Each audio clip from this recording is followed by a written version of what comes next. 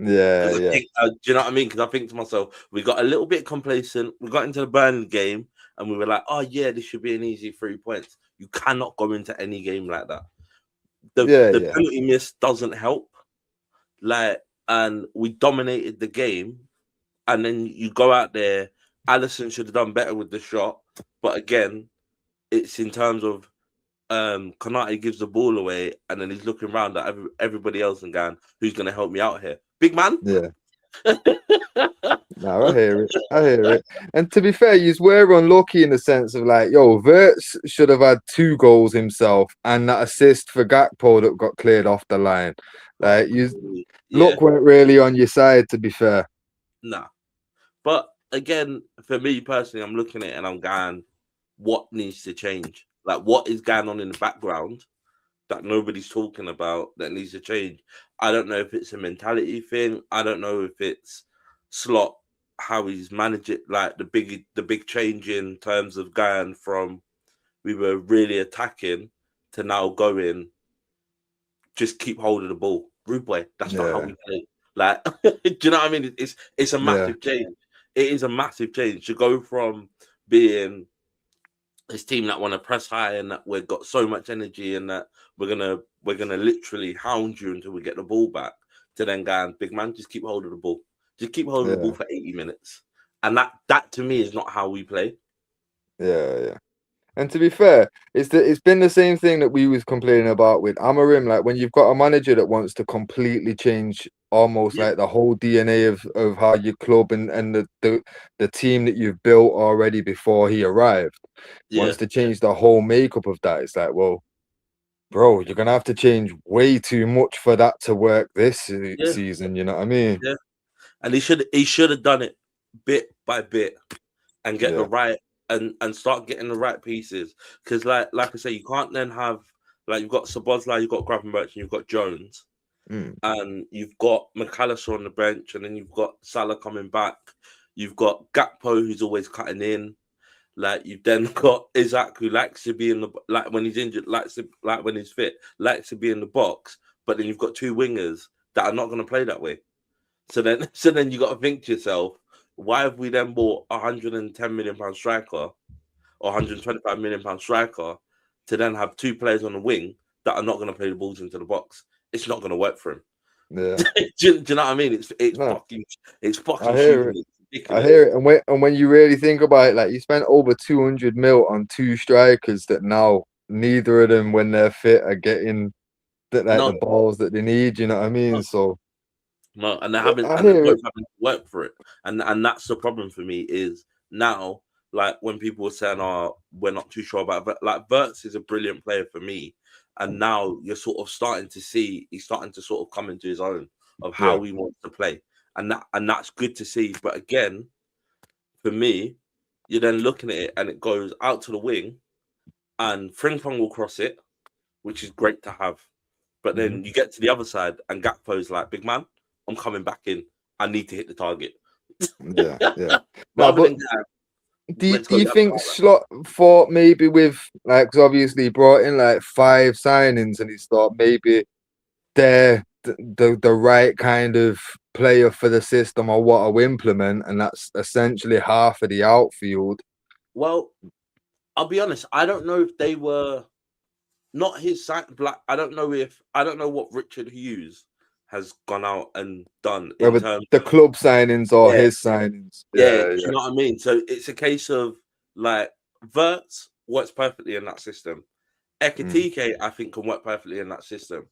The other problem you've got is unless you're going to change where Salah's playing and where Gakpo's playing, to me, it's not gonna like. To me, you can't have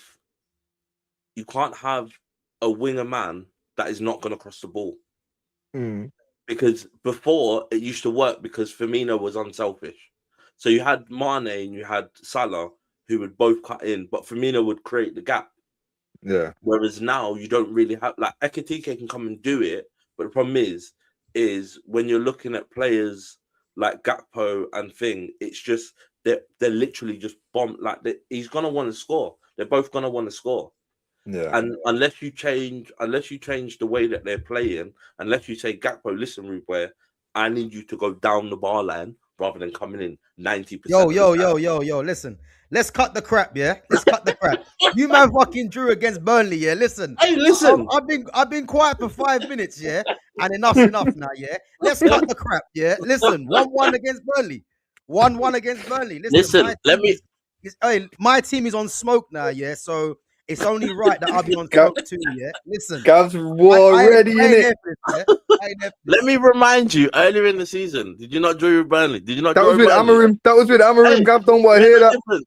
It made no difference. You drew Bro, with Burnley, no? Listen, yeah. Listen. Do not talk to me about Ruben Amorim, yeah. All I want to hear, yeah, is what the hell went on against Burnley. That's all I want to know. Take the floor, go on. I'm here for it. Like, we dominated the game. Like I said, we dominated the game. It was a bit of unluck. It was a bit like where we should have taken our chances and we didn't take our chances. Simple as that. Like I say, the stuff for me personally, the penalty miss, there's not much you can do. He hits the crossbar. Like, when have we really known Szoboszlai to miss the stuff? Do you know what I mean?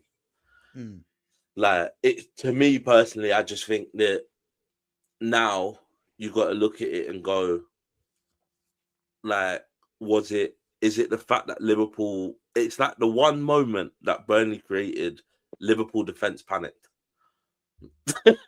Listen. Liverpool defense just panicked. Is it fair to say, yeah? Is it fair to say that this Liverpool team are just unraveling right before our eyes? Because I'll be honest with you, yeah. When you're seeing Liverpool at home, you know, drawing to Burnley, I'm pretty sure there was another result where they drew against who was it? I swear they drew at home against a team in the bottom half as well. Who was it they drew against? Guys, if there's anyone that knows, man, who Liverpool have drawn at home to, yeah. They drew honest, yeah. They drew with Fulham as well, didn't they? Yeah. Say again? They drew with Fulham as well, didn't they? Fulham. That was away, I think that wasn't it? Yeah, that was away because Harry Wilson scored, didn't he? Yeah, but listen, you see Liverpool, yeah? That aura that Liverpool once had at Anfield, yeah, is well and truly over. Because when you're drawing to second of the league, big up to Grizzly, Leeds. Bro, Leeds United, yeah? And you want to come on here and start telling me about this and that. And listen, Florian Wirtz is the top player, yeah? But I ain't here for none of that today, man. My team's on smoke, yeah? And all I want to find out, yeah, is what's going on with your team. Because we have been shit this season, yeah? And we're 1 point behind you guys. And I'm saying this now, the way Michael Carrick has got us playing after one game, you boys better watch out, man. That's all I'm saying. So, but we've been shit. And that's the thing. We shouldn't be in the position we're in. You ain't been shit. You are shit. No, but that's what I'm saying. For us, there's been a turnaround this weekend. For you, it's been the same old shit, bro. Exactly. It's been the same old shit. It's been for us, there's a turnaround. So you are different, innit? You better hope you finish in the top 4. Bro, listen, don't worry, man. Don't worry. Bro. I'll tell you what, the way you guys are playing at home, you know, drawing to them teams, I think there's bigger problems, man. Bigger problems. I'm telling you. But again, it's a mentality thing. It's a mentality thing, and it's the thing of we go 1-0 up and we can't freaking. I don't know what the mentality is. I don't know what's changed because before we'd go 1-0 up and you're not worried about, are they going to come back? Are they going to concede? Do you know what I mean? Like, nobody's worried about that. Do you know what I mean? But now you look at it, you go 1-0 up, and it's just a case of when's the other team going to score? Like, when's the other team going to score? The thing is, though, yeah, what's been the reaction from the fans that you've heard from after the game?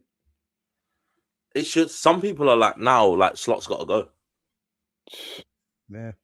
Like, some people now are like, Slot's got to go. Like, and I hear it. I do hear it because to me, it's a case of why did you need to change so much so quickly? Yeah. In terms of, like, I know you want to play your style of football, but why not implement it slowly? Because the same thing that won you the season, that won you the title last year, why have we changed so much? And I know you wanted it to change. But why not implement bits and parts of it? Why do you need to do the whole of it to then? Because we knew teams were going to improve this season. Yeah. No, but again, do you not think that may be just down to the manager's like mentality or philosophy to it? Because like for me, it's better. Like, what's the point in slowly taking the band-aid off? You get me? Like, just take that straight off in it. Like, what's the point in implementing over 4 seasons bit by bit to finally get to the way you want to play? When in this modern era, you might not get 4 seasons. You know what I mean? So it's like rip it off now. Hope that it sticks quick enough where it doesn't. But obviously, maybe you start winning the title. Gives me at least a year. So if I've got a year that nobody's going to judge me for because I've already won them the league, then next season. But for your fan base to be calling for him out already, do you not think that's a bit premature? Well, I don't know, because I don't know how much. For me personally, the problem is like you lot will understand, when you get used to winning stuff and you get used to a winning way and you get used to dominating at home and you get used to like this high tempo, high pressure football, and then all of a sudden you're conceding from set pieces when you got them that can header the ball like ridiculously, and you had one of the best DMs in the season, like best DMs in the league last season. Do you know what I mean? Like, we're not. I'm not being funny, and I think it's not a case of where it's like our Liverpool all of a sudden fell off this cliff, and like we say that, but then you look at Liverpool against Arsenal. Arsenal are top of the table. Arsenal could not do anything against Liverpool. In terms of, that's a game that we should have lost. I looked at that game as if though we're gonna lose. What the game at Emirates? Yeah, Arsenal against you guys shouldn't have lost that game. No, but what I'm saying is going into it, that's what you thought. Going into it, that's the if we lose this, I understand why we've lost this. Yeah. But again, to me, I now look at it and I go to myself, again, drawing at home to Forest, or drawing away to Forest, like 0-0. How do you go to Forest and draw 0-0? Bro, listen, we'll get onto them clowns in a minute. Trust me, I've got notes for them. I've got some notes written down for them, man. Trust me. You see them guys there, yeah? You see them guys there? You know, and Lumi Rain, if you're watching as well, yeah? Because what Lumi likes to do, yeah, is every time Arsenal get lucky, it's, am I going to admit we're going to win the league? Listen, you guys ain't winning jack, and I tell you why, yeah? You see that Nottingham Forest game? That was the chance to go clear, yeah? The very fact that Villa, and people are going to say, look, Arsenal have gained the point because Villa and City both lost. Let me tell you this now, yeah? You see next week, we're going to smoke them. I'm telling you.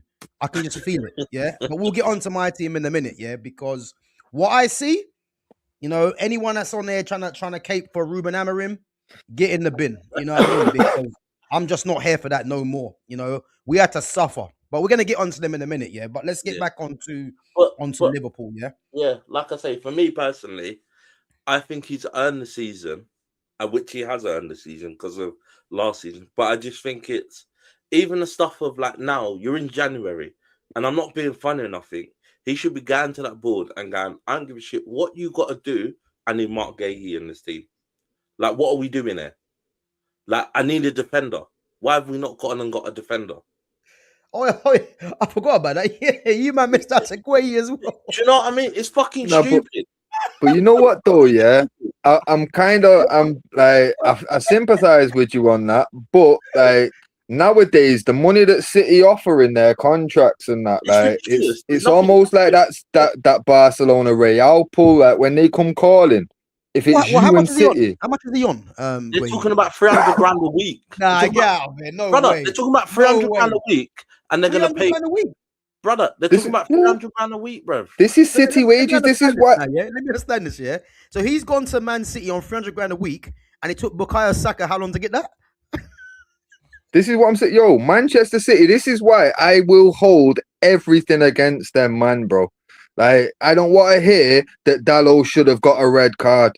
Because let's be real, they should have been fucking prosecuted for 115 charges as well. But we're not talking about what should happen in the game, innit? We're talking about what is happening. Dalot don't like black wingers, man. Look at what he done to Semenyo last game, yeah? And look at what he done to Doku. You don't like black wingers, man. I'm telling you, bro. Someone's got to check that out. Yeah. 2 black wingers in a row. Come on, man. Come on, man. I'll tell you what we do need to discuss as well. Well, we also need to discuss AFCON at the last bit, please. Oh, yeah, Please. yeah. Yo, Please. that was good, bro. I missed it. Brother, listen. Who won it? Bro. Brother. Do you know what happened, Gav? Brother. You know what? Yeah, I see. Before I come on now, yeah, I see something about Brahim Diaz getting a pen or something like that. Yo, Gav. Let us fill you in on this before we go further, cause this was sick. Like, Jonas, have you ever seen anything like this? What happened? I'm telling you now, I've never seen anything like it. I don't know if Morocco. I don't know if because it was in Morocco. Did you see what they were doing throughout the whole tournament? Wait. With the towels. It was in Egypt, no? Was it in Egypt or Morocco? It was in Morocco. I'm pretty It's sure. in Morocco. They had home field advantage. Yeah. Right. So it was in Morocco, and basically, so to set the context, what had happened was throughout the whole tournament for goalkeepers, they're stealing the towels, and when I mean stealing towels, I'm talking like the staff, the ball boys. The ball boys are going on, jacking them on whilst the game's going on, bro. On the field, fighting with the keepers for the. Only in AFCON. Oh, crazy. On crud. Yo, go on, Jonas, go on. Yeah. And then basically, so what happened was, so we got all the way to this final, and that is like me and Fitz must have been sitting. I was watching this, and I thought to myself, this should be a good game, brother. It got to was it the 98th minute or something? I see 96 on 98th minute. Penalties given. Penalty should have not been given. Yeah. Brahim went down. He went searching for it. He went searching for it. But one sec, Jonas, because you missed something. They just had a Senegal goal had just been disallowed for the same reason. No way. Yeah. So go on. Senegal manager basically went, "You man, we're off." Took the Senegal man them off the pitch. Everyone but Mane went to the locker room, bro. No way. But hold up, because we're skipping a few little steps here. So first things first, the ref's not giving the pen in it. And then it's been kind of like pressured to go to the VAR. And then when he's watching the screen, bro, the camera's watching the ref and he's getting nudged like this back and forth, bro. There's every player and every coach, manager, the lot are all fighting behind him. Yeah.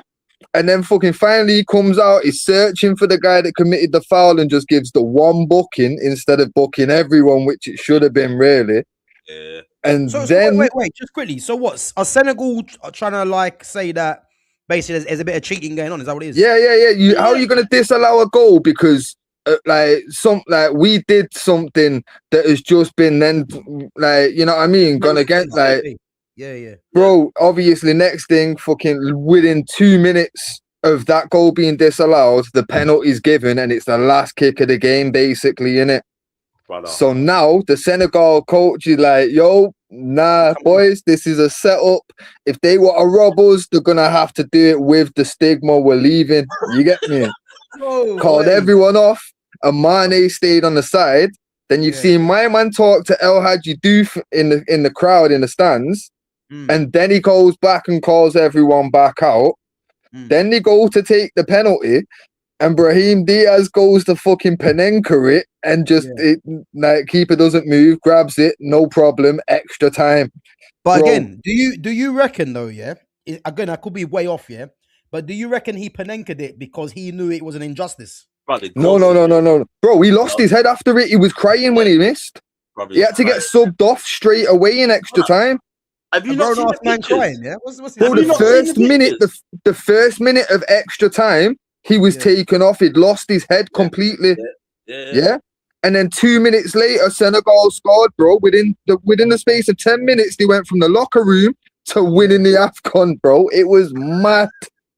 Brother, have you not seen the pictures? I haven't seen it, man. I haven't seen it. You need to see the pictures. So there's a picture of Morocco's. I think the last thing I heard from AFCON is that Mo Salah missed again. That's all I heard, man. You know what I mean? Bro, I'm not going to lie. I've not followed any of it, but when I seen that the final was on, I'm like, I've got to watch the final. It's like watching a World Cup final or your old final. You get me? That I've got to do it, bro. I am so glad I watched that shit. It was Never mad. seen anything like it, bro. But honestly, there's a picture. So there's a picture of the Moroccan keeper, Sadio Mane, and then Brahim Diaz crying, bro, with his little golden thing. So what? Brahim Diaz thought because he's at Real Madrid, he can start doing Panenkas in the final like that. Yeah? He thought because he wears 10 for his country, he can Panenka it like Zizou because he's a Madrid player. Brahim, enough of that, man. What are you doing? Just put the ball in the back of the net and keep it moving. Trust me, he could have been a hero. You know now. Yeah. Remember what happened to Beckham? I guarantee in Africa he's got voodoo dolls and all kinds of shit going after him now. Well, the thing is, I see some comments of him saying, yeah, I'm seeing it now. Look, so it says, we're reviewing all the footage. So Brahim Diaz apologized to Morocco supporters and says he failed after missing last-minute penalty with an attempted Panenka. And he says it's from the bottom of his, I dreamed of this title, my soul aches. You should have thought about that before you Panenkaed it, man. You think you're talking to me. Yeah. I thought with everything I had with my heart first and foremost. Shit, man, that's mad. Brother, bro, I'm telling you now that the game was insane. Bro, I seen a guy's head get split wide open, pissing with blood. They just bandaged him up old school Paul Ince style. You get me? Get back out there, bro. What? Fighting amongst the players, isn't it? No, bro, we headbutted the back of somebody else by accident, innit? Yeah. He literally went to go and head the ball, headed the back of my man's flicked it. He's hit the back of my man's I've never heard someone headbutting someone by accident. I just pouring, bro. He's on the floor, just pouring. Serious? Bro, the camera went to him, clocked it, and cut rapid away. You get me? Like, yo, they look grim. It looked grim. Just bandaged the brother up. It took about 7 minutes to get him bandaged up properly and that, and then just said, yo, get out there, concussed or not, fam. We got a final to play. You know what though? Yeah, there's always something in AFCON, don't it? There's always some sort of dodgy decision or controversy. You know what I mean? But that's what the commentators were saying. Like, this really doesn't help like the reputation of the African game. You get me, Kai? It was like it's like just another fucking controversy. Like, it was mad, man. It was mad. But yeah, bro. And it's just let me go on to the comments quickly, before we carry on. Guys, big up yourselves for coming through, man. Obviously, we've been going for 20 minutes now. Apologies for not getting back to some of you guys, but big up to Monkey King says, can't watch the stream, but give the guys a like, quality content. Yeah, big up, man. Guys, make sure you're smashing the likes and make sure you're subbing to the channel as well. Big up to Sham each and every time as well. Big up to Babs One Diva. Big up to Grizzly as well. Big up. Big up to Christopher McGrath for coming through each and every time. So Peter says, are Morocco pathologic cheats or what? Again, I've not seen it, man, but by what Fitz and Jonas are saying, man, it looked like it sounds like they were trying something, man, and it kind of hit them in the face in the end. You know what I mean? To be fair, it looked like they were trying a few things, bro. None of them worked though. Yeah, they were trying. Bro. Did you see the other bit? Just to interrupt, see the other bit, Gav, with Fitz with Mendy and Thing's backup keeper. Because he had the towel on the sideline. So he had the towel. Yeah. The backup keeper was like security between the keeper and the ball boy, innit? They were roughing him up, dashing him about. What is this? Wrestling or football? Bro, I'm telling you, as a fan of both, it was a top quality match, bro. I'm telling you now. It was good. That's crazy, man. Man, you got colour and all that, you get me? No blade jobs though, did it the hard way and all that. Bro, I'm telling you, you're gonna have to watch it, bro. I have to watch it. I'm gonna have to catch it. When you see, because I'll have to send you, when you see I can't remember, he plays in France, their backup keeper. Senegal's backup keeper plays in France. And honestly, the way he had hold of this towel, bruv, was like security. He was like, I am not letting this go. You man are gonna have to towels for what? For long throws? So basically, so the keeper can dry his gloves, innit? But obviously, obviously, man used to put the notes on the water bottle. Yeah. Man have been putting the notes, the penalties on the towels, innit? So obviously, it's two birds with one stone. If there's no towel, wet gloves in the rain. Plus, when it comes to penalties, you're fucked. Yeah.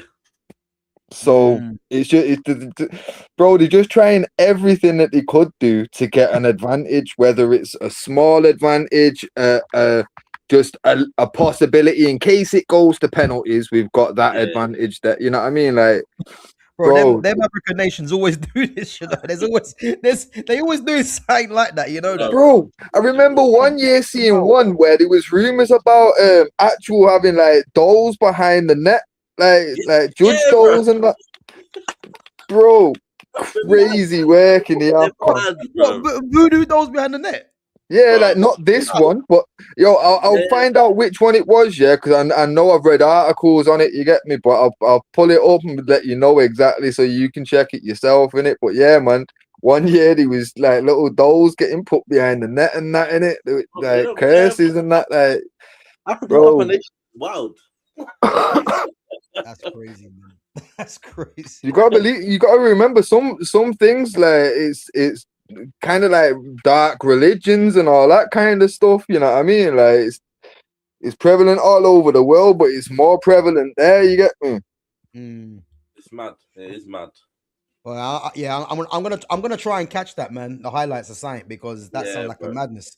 Because all I just see literally was Brahim Diaz apologizing, and I'm thinking, well, that means Senegal must have won it then. Yeah. Senegal was my bet before. Anyway, I said Senegal win it. When I see Senegal smoke England, I thought, they're gonna be in the shout to win it. The finish was class as well. The finish. What? Who scored? Was it Vacuum Bio? I think so.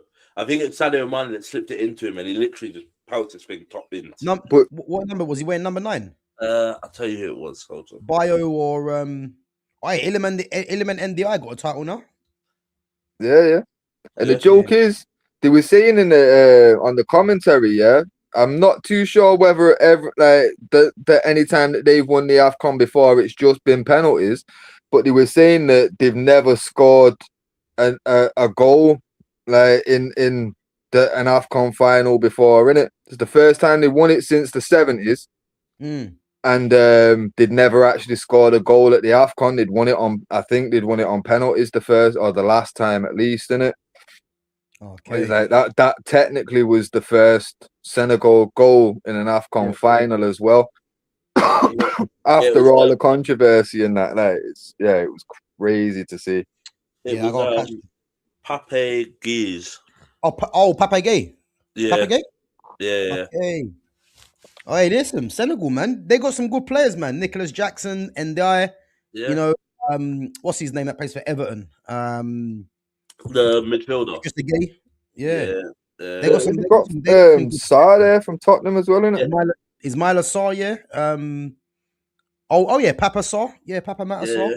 Yeah, they got some players, man. Some players. So that's crazy, man. Senegal getting a trophy more recent than Arsenal. Crazy. It happens, isn't it? Big up to Mamba. Yeah, big up Mamba, man. I had to get that one in, man. Sorry. But listen, let's get back onto Liverpool before we go back onto the red side of Manchester. And we'll start reading. But Manchester, let's just say Manchester, it's always been red, Gav. Bro, listen, I ain't gonna lie, man. Part of me was thinking it weren't red, it was blue, man. I had to say it because how over the last 10 years, man, I'm not confident. But bro, anytime you start believing that, shout me and I'll send you a picture from live outside my door. It's red, bro. Promise you. Bro, listen, just like Brahim Diaz, man, my soul's been bruised, man, because over the last 10 years, man, he ain't been good. You know, I know that. Trust me, man. I'm not gonna lie to you. It's been hard, man, because Man United have been in the pits, man. But what I saw on Saturday. Listen, you see Bruno Fernandes? You see him, yeah? If he gets me the winner on Saturday against Arsenal, all is forgiven. Bro, I don't give a damn, man. I'm shameless like that. I don't give a damn. All will be forgiven. Bro, I don't care. Listen, you see Bruno, yeah? If Bruno gets the winner against Arsenal, all is forgiven. I swear to God. Contract extensions on Sunday, yeah?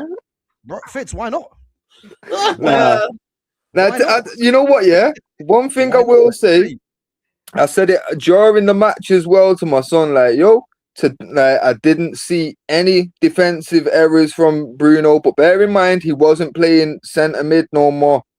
You know what I mean? In the system that we was playing in where he wants to play and where he's comfortable and where he's not relied upon to do so much defensively.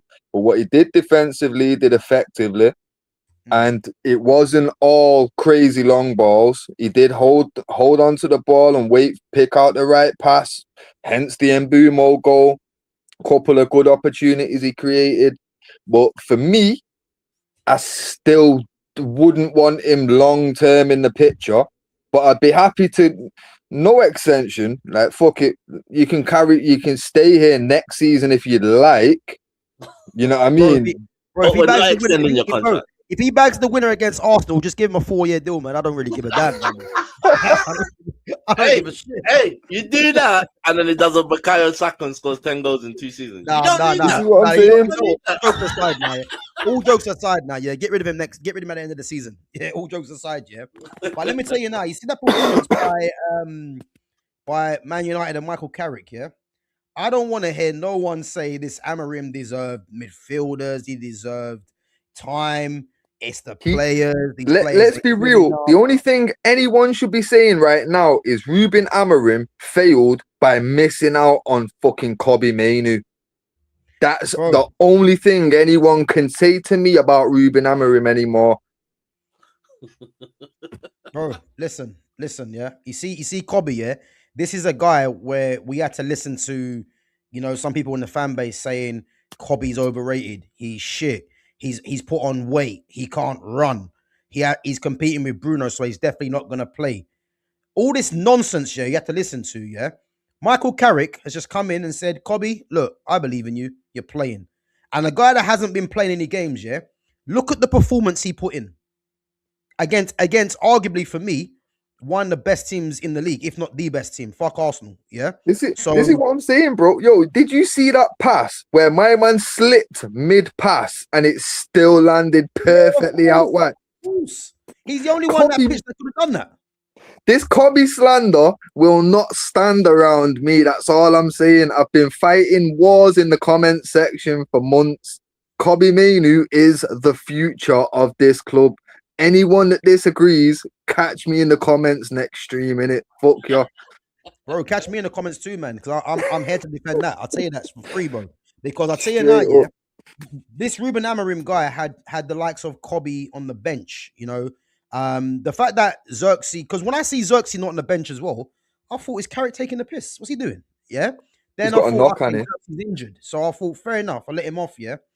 And I'll tell you now, when I see the team sheet, I thought, do you know what? I'm happy with the appointment of Carrick, yeah. But I'm sick and tired of these Man United coaches or managers, yeah, just doing the same old shit. And I have to say, yeah, I don't believe he's gonna play that team consistently going forwards. But I think one thing's for certain, yeah, the way he set United up with the pace on the counter, I don't rate Bruno, as you guys know anyway, yeah. But playing Bruno in the 10 in a game like that, with the pace on the break, you got Kobbie and Casemiro in the midfield too. The way he's set up, yeah, I have to say, man, it took him 3 training sessions to do that. Yeah, but look how good we looked. You got to remember, he's playing the occasion, so he's playing the team that he feels right is for that occasion, and that's what's good. And I'll give you credit where credit is due. Yeah, you guys absolutely played them off the park. Man City had nothing in that game. Man City had nothing in that game. And from the first minute, when you're hitting the crossbar, you've had 3 goals that are disallowed.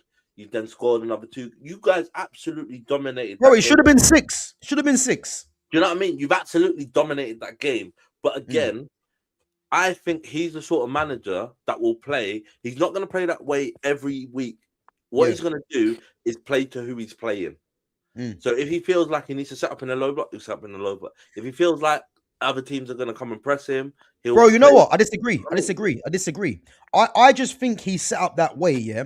Because, again, if you look at the back 4 he played, before the game, I wasn't confident. I'm thinking Maguire, Lissandro, Dalot, and Luke Shaw as the back 4 up against Haaland, yeah? I thought we're going to be in problems. I'll tell you now, the fact that he sat with those four and he played very compact, the 4-4-2 mid block. When you're playing like that with this team are used to playing like that. So there's no surprise why Haaland had no. I mean, Haaland was poor. You had Lissandro bullying Haaland. Nah. Harry Maguire Let's was be comfortable right. throughout. Let's be right. We made them man poor. Yeah. Them man. Let's be real. The quality that them man had. When you look at when the lineups came up before the match, and you seen Haaland with a lineup of Dorgu and Semenyo on the wings, and who was it behind him? Foden and Silva. Yeah. Bernardo Silva, Foden, and Rodri. Yeah. Bro, come on now. Rodri sat in behind him like that. All that is super strong. And it's so attacking. Apart from Rodri, every one of them's attacking minded. Yeah. The only weak part they had was their centre back who hadn't started in the And let's be real, that's probably a reason why we created so many chances, but we were lethal on the counter. And it's all good making chances. We put 5 past the man of the match. Let's be clear. Hey, Donnarumma was incredible, man. He was incredible. Absolutely outstanding. Like, obviously, I mentioned it in the comments after the game. Obviously, just to clarify, I wasn't knocking Donnarumma in the slightest. Like, I know my man is a keeper, the best in the world. That's why I put it in quotations, because they're my quotations. I agree. By far, there's only absolute experienced keepers that he shouldn't be in a conversation with, never mind being better than like Courtois. You know what I mean? Like, these kind of guys are the only people near him. Realistically, us putting 5 past him, bro, that's worth celebrating. That's something to talk about, because I don't care how weak the defense was. That goalkeeper does not let 5 past him. You know what I mean? Like, when have you ever seen Donnarumma concede 5 goals? Well, I can't tell you, man, because as I said, man, I actually couldn't fault anything that the team done wrong. I mean, the defense was solid. I thought Dalot again was poor, but I mean, I'm not really gonna get onto Dalot because we know his shit. We know he has to go, and he struggled. And let's face it, I know you said, Fitch, that he shouldn't have been sent off. It was a clear sending off. I've seen people being sent off for that plenty of times, and we got lucky. We got lucky, but what I would say, he kind of recovered after that and got better. I thought Luke Shaw was good. I thought he was solid enough against Semenyo. I think Pep probably missed the trick here by not playing Semenyo up against Dalot and letting Doku play up against Luke Shaw. Because I think Luke Shaw would have struggled more against Doku. But again, Shaw was solid. I thought Harry Maguire was very good. As I said, he dominated Erling Haaland. I thought the midfield two of Kobe and Casemiro. Casemiro was easily, a man of the match contender. I thought he was good. And again, when you play Casemiro, in a 4-4-2 mid-block off the ball, this talk about Casemiro ain't got legs and he can't get around the pitch, it's just bollocks, you know what I mean? Casemiro has never played in his whole career as a man-for-man pressing in midfield, especially as he's getting older. What clown decides to go and do that with one of the most experienced players in your squad? Why would you play him as a man-for-man pressing in midfield? Makes no sense, And him and Kobe together, considering that Kobe hasn't played in how long, they played very well. Again, Bruno, the best thing Bruno done in that game was his weight of pass and his decision-making for Mbeumo's goal. I'm not going to get carried away and say that Bruno played out of this world, because he didn't. He just had a decent game, like everyone else. Boy, if he scores against Arsenal, you've heard it here first, man. If he gets the win against Arsenal, boy, if he wants a 2-3 year, 4 year, then let's talk, man. Let's talk. I thought Ahmad was good. But Ahmad's a top player anyway. He was very good. Dorgu was good, man. And the thing that frustrates me, the thing that's a bit annoying for me though, is that I don't want to start hearing people say Dorgu now has to be playing left wing, because I don't really want to see wingers like that. I prefer inverted personally, And again, if people are going to start saying Dorgu's got to play left wing, it now means that there's just too many bodies for little spaces. Nah, but you know what though? You know what though? I liked Cunha being on the right. You're not that he was only on a short space of time, bro. He assisted Dorgu and assisted Mount as well. You get me? Impact sub, bro. That's what I'm saying. But from the right, bro. Yeah, but can you see him playing from the right consistently? Because I can't. You know what I bro, mean? I'm not gonna lie. I do like inverted because I do like wingers that can cut inside and take a shot on the strong foot. But I'm like, bro, I've always been clear. I love 90s and early 2000s football, and that's where it was dominant. Where left footers are on the left side, right footers on the right side. Get the crosses into your strikers. Pull it in the mixer, yeah. I like that, bro. I like that. I won't mind it. And then if we did that, bear in mind now, like obviously, all we need to do is start buying a few right-footed wingers. You know what I mean? Because we've already got just switch Ahmad and Mbumo over if you want, and then we, depending on the opponent, we can play inverted or actually do the old school style. I like having that versatility. If they don't know until they see like the lineup, and then mid-match, 20 minutes in, you can say to Cunha and Mbumo, switch over. I want you inverted. Yeah. Defenders are gonna have nightmares, bro. I don't know, man. I'll be honest. The kind of football that I want to see is not that. I'll be honest, because as I said, if you're gonna play Dorgu out on the left, yeah, you've now got Cunha, Bruno, Ahmad. No, I'm not saying put Dorgu on the keep Dorgu as a left back. But I'm saying is now you put Ahmad and Mbumo on the fucking on the left hand side, let them whip in crosses for a few games, get them comfortable so that we can now then just switch it where depending on who we're playing, we can, you know what I mean? It's like, right, okay, we're gonna play Ahmad on the left this week. Next week he might play on the right.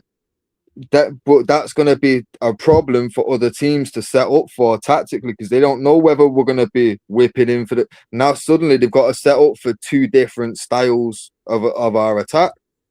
Yeah, it's a nightmare, bro. Especially with all these midweek games for a lot of these big teams, they're not going to like playing against us if we're that versatile. And seeing what Cunha did from the right, considering I've never seen him play on the right before. But he did outstanding. It was good. I mean, even all of his subs, to be fair, were very good. You know, they all had an impact. Even Yagati when he come on, I can't stand Yagati, but he helped to nullify City's attack as well. You know, City never looked like scoring, and that's the best thing about it. You know, so they had 7 shots as well. You know, not one of them was on target because we made them miss. Yeah. As I said, their best 2 players was Donnarumma and Rodri. 100% defensive players. You get me? Like the man that kept the scoreline somewhat respectable for them.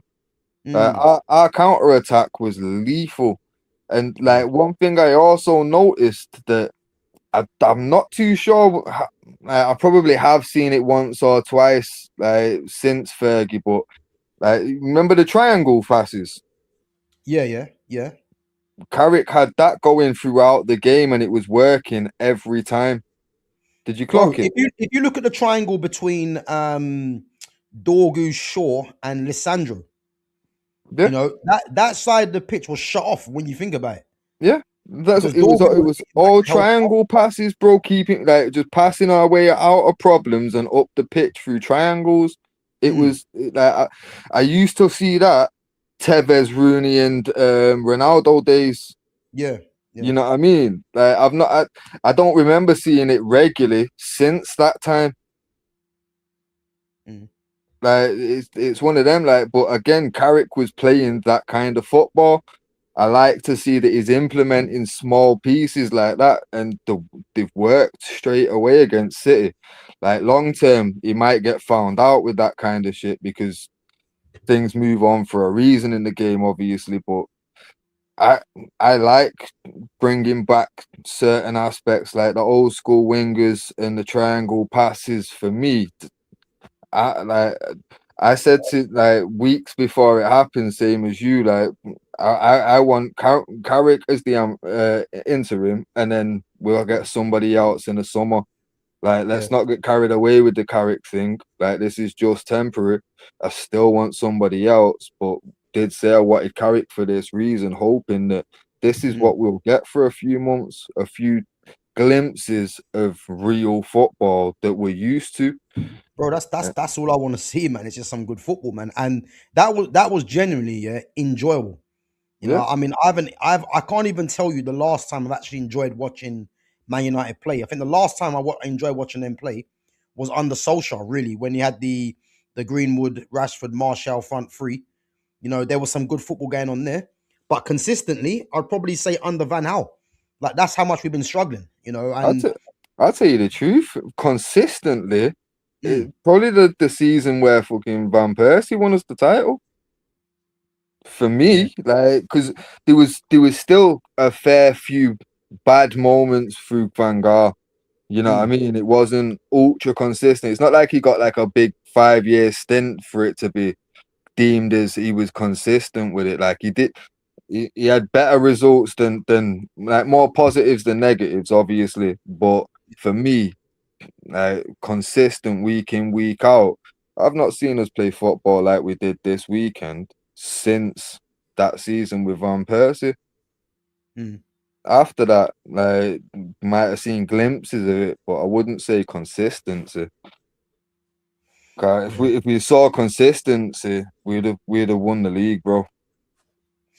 I hear it, man. I hear it. It's a great performance, man. Great performance. And Yeah, listen, Now you just need to build. we've got the small business of them pretenders Arsenal next week, yeah. And I'd say you now, yeah. If we can put half of what we done against Man City, we don't get beat. I promise you, we don't get beat, man. Because bro. I think his team Put it like this. selection, gone. Now, I was just gonna say, put it like this. Do you think there's any Arsenal fans in the comments right now that after their performance against Forest and after our performance against City are feeling ultra confident? Well, yeah, I think there will be. They These will guys be. are delusional, man. Yeah, These they guys will be. ain't well, Nah, man. So, I think the delusion's gonna make them type that yeah they're gonna kill us, but I think deep down, not one of them's comfortable with this game on weekend. Not one of them can be, bro. 'Cause if you watched us play City and then watch them play Forest, there's no way you can think Arsenal are in for a good game here. But all they'll do, are you guys worried about their low block in a sense? In a sense of, are you worried about them sitting back? you know what I say, Jonas. Yeah, if Arsenal sit back, I mean, we're not really great against a low block, yeah. But for me, the very fact that we've got Michael Carrick in, and again the coaches he's got in as well, because they're obviously conjuring up something there, yeah. I'm not that worried if Arsenal sit in a low block because I think the way that we played against Man City, I'd expect us to create chances. And again, you have to think of the fact that we'll probably have. I'm hoping the Ligt is playing. Yeah, I hope he's back. And then you think we might Xerxes hopefully might be back as well. And Xerxes adds extra quality into this team. And this is why I think if Xerxes can play that game, because I don't particularly think playing the same team against Arsenal will work because I don't think Embuemo playing up against Saliba and Gabriel will work because yeah, he might be able to stretch them by running in behind. But I think Man United are going to need to get the ball into someone to hold it up and bring the others into play. And I think the best for that role is Xerxes. You know, I don't think Yeah, Sesko can do that. You know, I think there's certain games that Sesko will thrive in, but I think against the better teams, especially away from home, I think Sesko's probably better coming off the bench and offering like a different kind of threat from there. But yeah, I want to see what he does because, as I said, that attack here, he's got so many players to try and fit into this team, and I think if we're looking at the players that will definitely play, I think obviously Bruno's going to play because he's the captain. I think Ahmad definitely plays. Mbuema will play, I think. And then that's one position that you're looking at between Cunha, Mount. Does Dorgu play there again? Xerxes, Sesko. So I'm interested to see to see what he does, because I think the back four, I wouldn't really want to see the same back four that played against Man City, if I'm honest. But then again, if the lick's not back, I want to see Lenny Yoro come in, but I've got a feeling Carrick might go for the same back four, and that back four against City, if they can perform the same way, and this 4-4-2 mid block with Casemiro and Kobe in there, we could be onto something, man. So yeah, I'd man, just like to see I'm confident. Mazraoui for the low instead, to be fair, with But is Mazraoui being Mazraoui going to back be back this then? week. Is Yeah, he back? Mazraoui should be back this week, innit? Boy, throw him back, throw him in, throw him in. Is that realistically? He played last night. He played Yeah. last night, but what he's got a week's recovery in it. I don't see why he shouldn't. Bro, listen, if he's there, throw him back in. I don't want to hear none of this.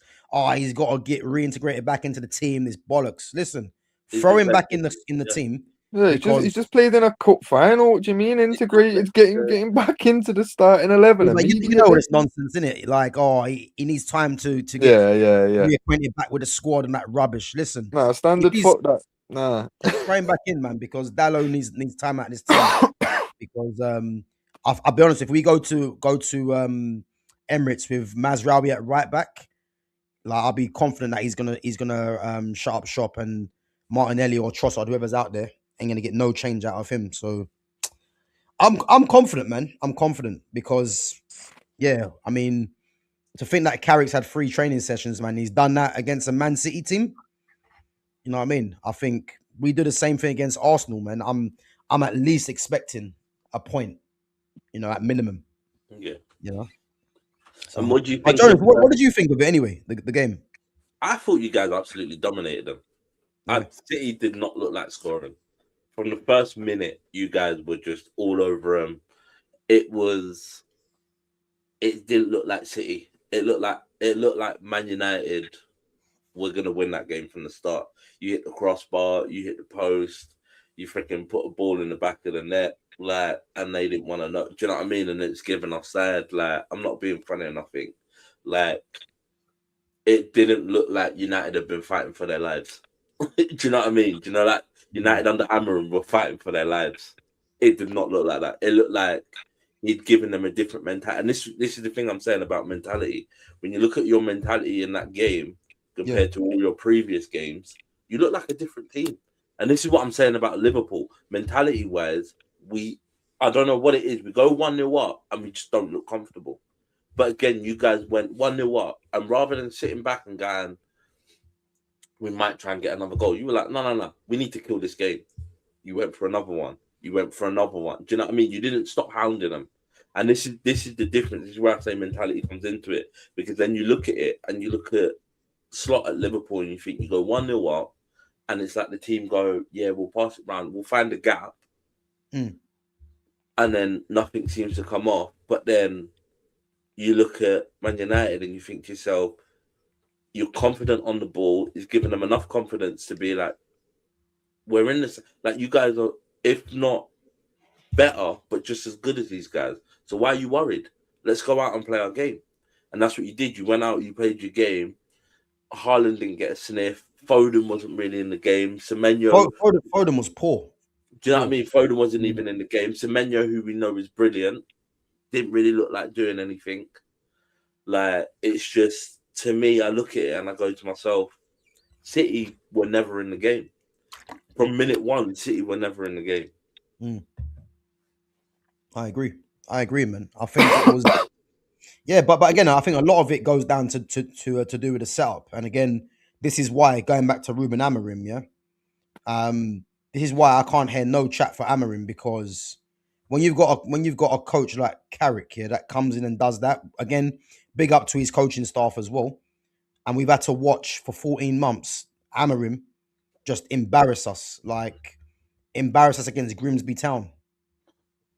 Embarrass us week after week. So again, all this talk about he deserves his time, let's put that to bed, man. I don't want to hear no one tell me about Amorim, because we had arguably the worst manager in the league, and I'm including Rob Edwards in that as well. Rob Edwards is better than him. Remember I told you, yeah, Rob Edwards is better than him. He come in and got a draw, yeah. So yeah, this Amorim guy, good riddance, and let's not ever make that mistake again because that was painful. I thought it was bad under Ten Hag, yeah. It was even worse under this guy because not even though like let's face it, yeah, Ten Hag was delusional, yeah. But Ruben Amorim was worse because he was ignorant. He was, yeah, but Ruben Amorim was delusional on a different scale. But again, yeah, you know what I'll say though, yeah. If you're delusional, yeah, that usually points to there's a mental illness there, yeah. If you're Arsenal fans, yeah, I was gonna go there, yeah. If you're ignorant, yeah, it just means you're just doing things because you think you're better. You see what I mean? Yeah. So Ten Hag was delusional, but Amorim was ignorant, and I think the very fact that Carrick has done what he's done, and let's face it, yeah, it wasn't against Burnley, it wasn't against Forest, you know, it was against second in the league in Man City, and we absolutely destroyed them. It should have been 6, you know, and I mean, what more can you ask for, man? And we have to go and carry it on against them guys, that Arsenal, man, because I'm saying now, man, like I'm feeling confident, you know, and I'm looking at, you know, dare I say it, man, I think we go and win the game.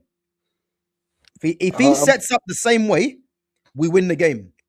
You know, there's only part of me that's saying we won't win it, yeah, because I don't want to be left with egg on my face, yeah. But I'm telling you now, you see what I mean, yeah?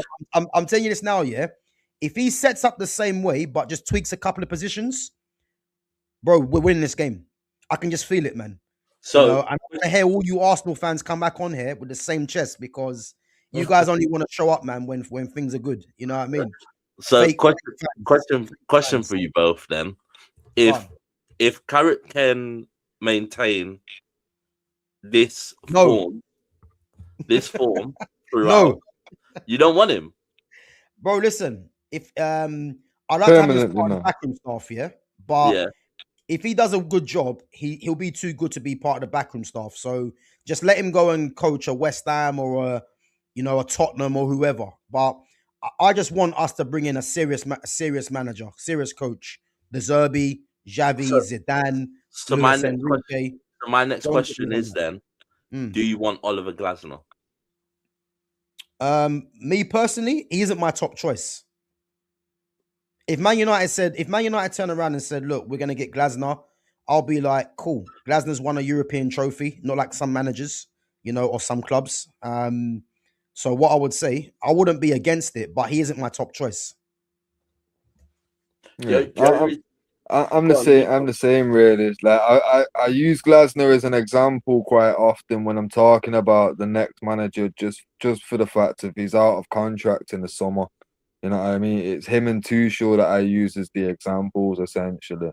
But I've heard like Roy Keane make the point of, well, there's no reason why you can't go and buy a manager out of his contract, just like we did with Amorim. You know what I mean? So it's like, well, with that in mind, anyone's on the table, and if that's the case, then Glasner's not gonna be my top choice, and neither's Tuchel. You know what I mean? But I don't want Tuchel, man. I don't want no pragmatic manager. I'm tired of that. But I said it during the match though to my son, because my son said towards the end of the game like he wants Carrick to just be the manager, and I had to basically educate him about the whole Ollie's at the wheel and don't be one of them, and just like I was like, look, mate, obviously, less of that, man, less of that. We don't want that again. That's what I'm saying. Like for me, like I understand like too well. Like everyone knows about the new manager bounce. You know what I mean? Like everyone knows that there is always, when you know, right, we've got this guy for X amount of time than normally is, like, and a new energy to the team and to the fan base and to everyone. And when it's a club like ex-player or a club icon or whatever, then now suddenly it's even more exciting. But at the same time, like the day-to-day like pressures and expectations of that job, 6 months, he can probably just about deal with that. But by the end of this 6 months, wait until you see how haggard his face looks, bro. Like, he is not gonna look the same as he does today. Yeah, like, bro, remember how our, like, it was our club that made David Moyes change, like, to an old grey-haired man. Like, he aged painfully, boy. bro, it was United that did that to him, you know, bro. Like, don't get it twisted. Like, a lot of managers that have managed, like, Everton's not like they're a consistent Premier League team. You know what I mean? And he was there, like long serving, like Wenger and Fergie type. You know what I mean? Like, he'd been there for ages in the Prem, top flight, in whilst the league was the top league. You know what I mean? And then obviously he's gone to United. And there's bare people, even he said it himself, that he didn't know what the job was until he was in it. You know what I mean? And how big the job is. Nah, that expectation on someone that's got such limited experience, it can't, it's not a long-term fix. And that was the problem with Solskjaer. We learned that with Solskjaer. Look how old Solskjaer looked like when we sacked him. And look how fresh-faced he was. He looked like he was still the babyface assassin when we signed him up. Bro, when we sacked him, he looked disheveled as fuck, bro. A broken man. You get me? Like, why do we want to see? Why do we want to see Mikey like that, bro? Come on now, Mikey Carrick deserves better from us. Like, just give us a couple good months, then get yourself a decent little job in the Prem. We'll applaud you every time we see you. You know what I mean? Let's keep it civil. Hey, listen, who knows, man? If you know we beat Arsenal on Saturday, you never know, boy. He could be next Arsenal manager. Just saying, bro. You know what? I had a conversation in the last stream, on the chat with an Arsenal fan that was trying to tell me that Amorim wasn't that bad, and he swore blind that he would take Amorim at Arsenal if Arteta doesn't win the league. Wow. Yeah, but bro, that was probably the same guy, that told me that Saka's top 10 in the world. I ain't taking them guys seriously, man. Like, Wow. It could have been still. I'm not gonna lie, it could have been. I don't know. But is he in the chat right now? You know what? My eyesight can't see that from here, bro. Like, I've got to have my specs on for that. Nah, the only reason I asked about Glasner is because I look at what he's doing at Palace at the moment in terms of the back and forth, like in terms of the arguments he's having. So in terms of the stuff of, it's like, oh yeah, like Mark Gahey's not going to be here at the end of this, like at the end of January, he's not going to be here. And then he's talking about my contract runs out at the end of thing. They were considering sacking him. And that's the only reason I ask, is because you look at it and I think to myself, do you want someone like that in your club? But the thing is, I don't even blame Glasner for coming out with what he did, because you look at Glasner, he's actually lost, three of his best players. Elise went Bayern Munich, Eze went Arsenal, Guehi's gone City, Mateta's gonna go to Juventus. They've absolutely like ripped the core out of his team. Wharton's the last one, and Wharton's going at the end of the season as well. And you know that. So essentially, he's watched, he's built a team, and then he's watched it get dismantled in front of him, and he's like, "Well, you want me to do it again for what exactly? What are we trying to build here?" When you see that there is a glass ceiling now, and you reached it, is it not time for a bigger club? I get his point, but for me. And that's the thing. I do understand that. Again, you're at Crystal Palace, so surely you know what you're walking into.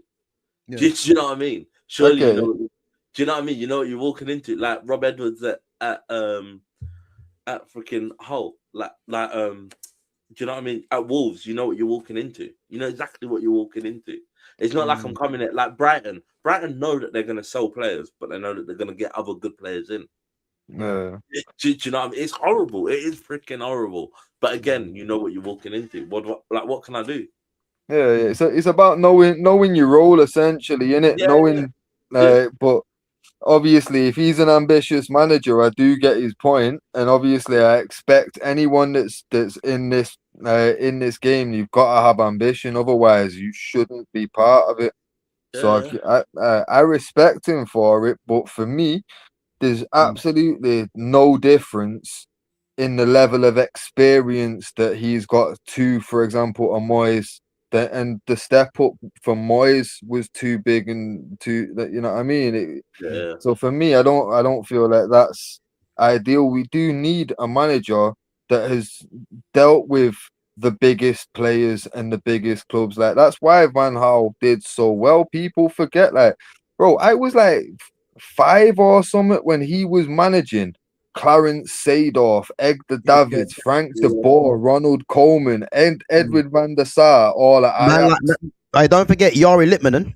You get Litmanen, yeah, bro. The list goes on. That squad was elite to the point where they won Champions Leagues. Yep. You know what I mean? A little Dutch club. In today's world, that is insane to think that Ajax won multiple Champions Leagues. But that was Van Gaal, bro. So it makes sense that the best manager we've had since then was Van Gaal, or I hope Jose could look at the teams that they've managed. Look what Jose went on to do. You know what I mean? Like we've had managers that like recently that are only of mediocre. Like I say that with all due respect to these clubs. Like considering you would say we're the big time. These are the middle, mediocre. We're halfway there, but we're happy with where we are type positions. And it's a drastic step up to the world of like a Liverpool, a United, a Real, a Barca, a Inter, an AC. Like these are elite like clubs that they require highest level of experience. Just the fan base alone at some of them clubs will eat you alive. The media at Madrid and Barca will kill you. If you know what I mean, if you can't deal with that, you're fucked. If you can't deal with the fan bases in Italy, you're dead. You know what I mean? Like you've got to have the right qualities for the league you come into. So for me, it's not just a case of right Zidane because I like what he did at Real. For me, I don't know how that translates and how his management style translates to like the English media, which plays a big part because he doesn't speak a word of English. So he probably would get targeted. He might get a little bit of an allowance here or there, but he's going to get targeted a bit. Like, let's not forget, even all the way back when we had Cantona at the club, he was the world's biggest villain. Just United fans loved him. The media and everybody else made him out to be a thug. He had to do like a week or two in actual jail just to satisfy the media. It's mad. You know what I'm saying? Like, bro, like they're not gonna give him no credit just because he's a quality or he was a quality player. Like, nah, they don't give a fuck, bro. For me, that's the thing. I don't know. Maybe an Enrique, just for the fact of, like I say, he's been at the biggest clubs, multiple leagues. Is very experienced, very qualified for the position. Like that for me would be the ideal type. Yeah. Like I said, I've got a feeling though, Glasner.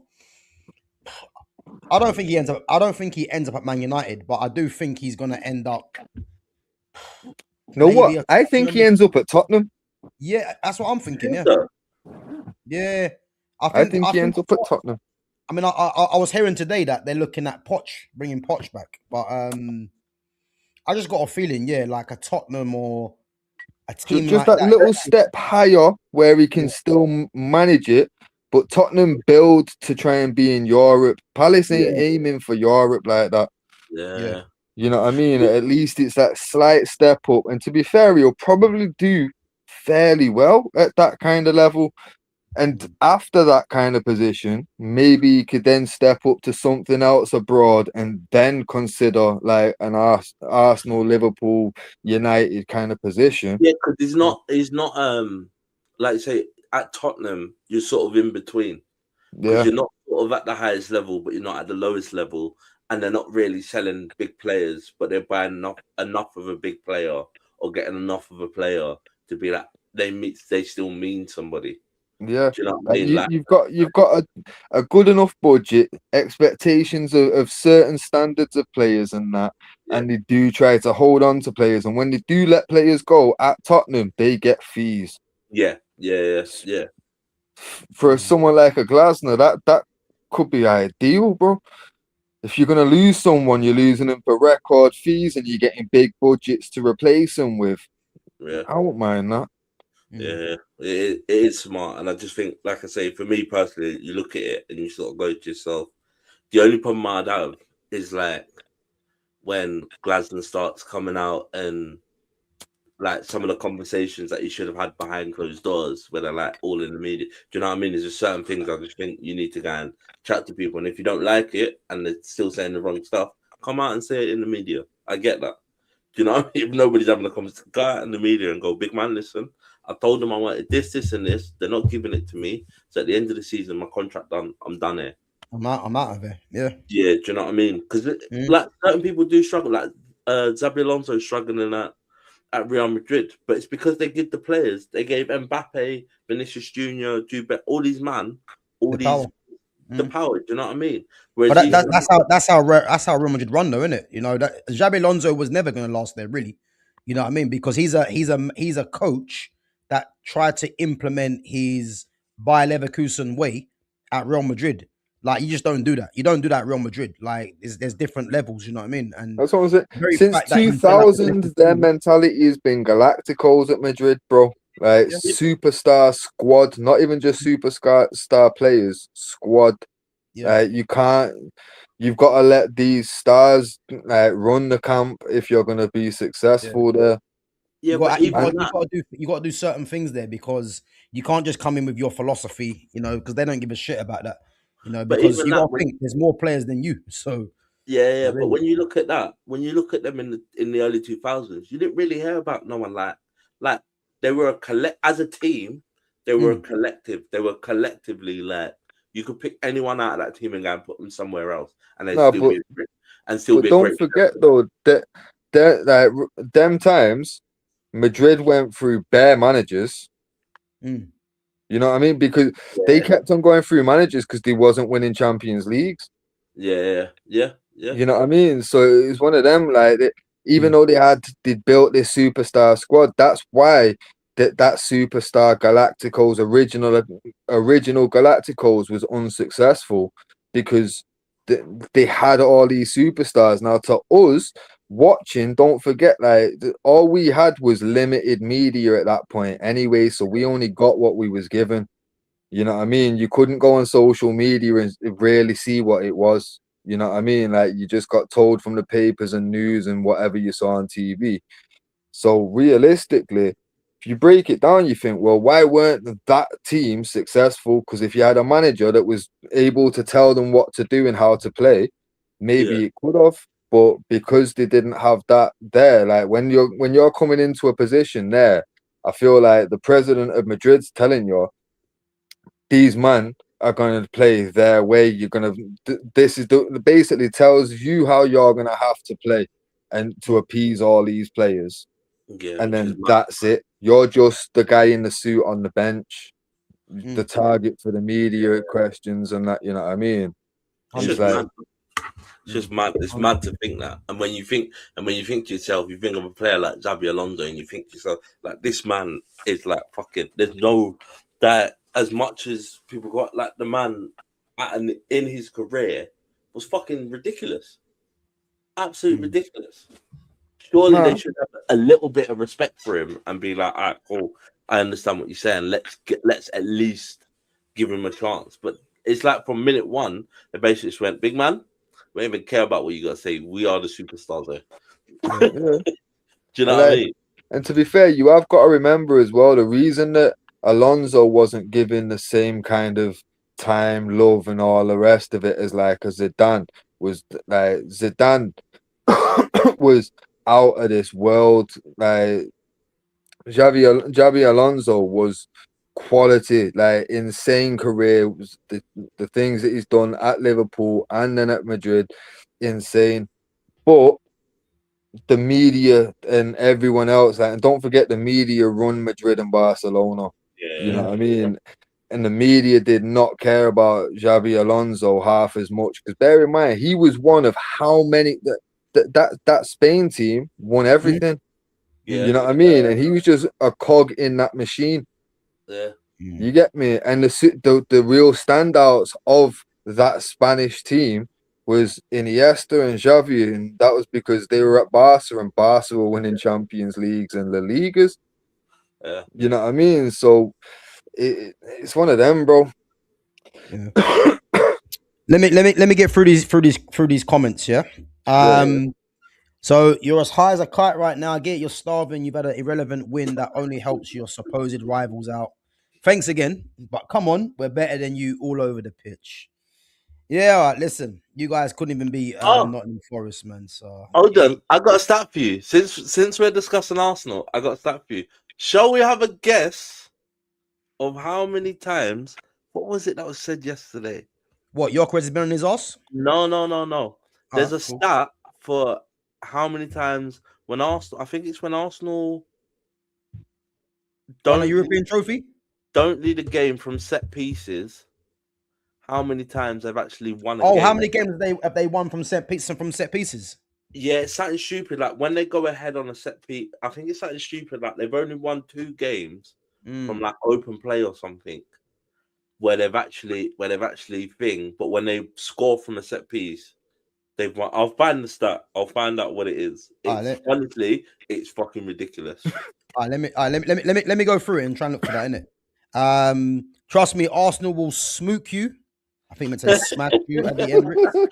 The fact that he's not spelling it right, it means it's not going to happen. So we'll go past Yo, you might smoke us, you won't smoke us though, bro. Fuck, you know. You've beaten us once in 7 attempts, and that was a pen shootout.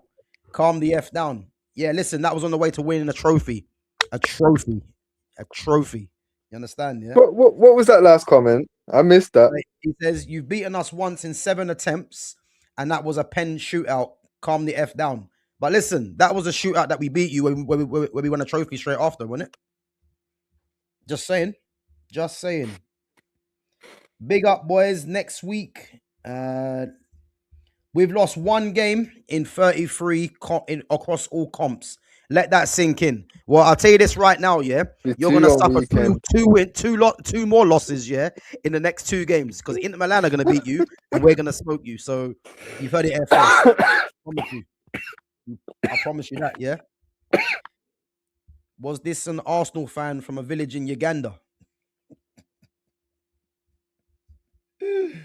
So yeah, I found the stat. So the stat is they've only won 2 games where they haven't scored set pieces. Sorry, say that again. They've only won 2 games where they haven't scored set pieces.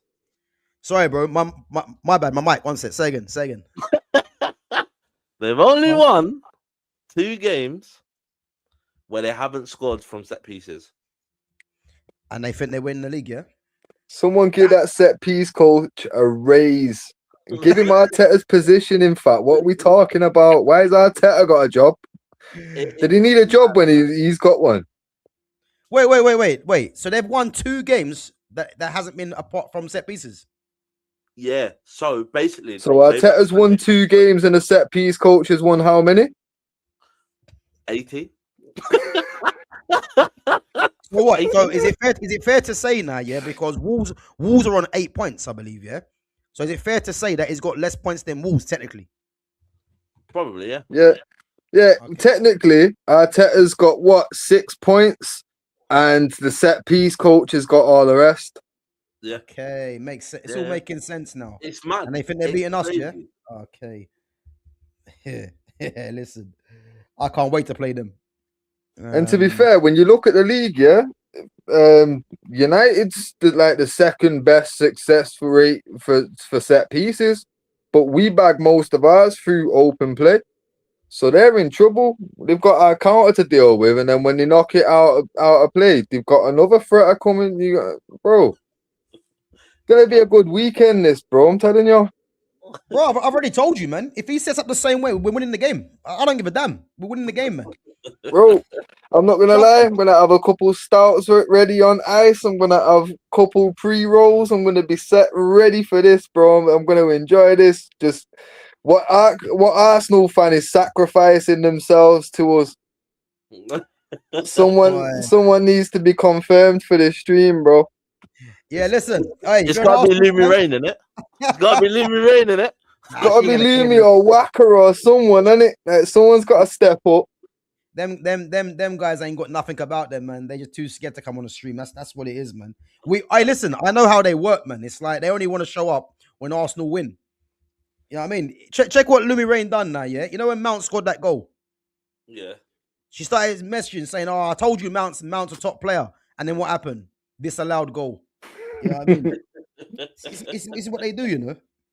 Yo, it is what I'll say. Yo, you can wear a bally if you need to, or a Halloween mask or something. You don't even have to show your face if you're gonna be too embarrassed for that. But you've got to sacrifice yourself for this. You've got to take what's coming to you. Someone got have to step up.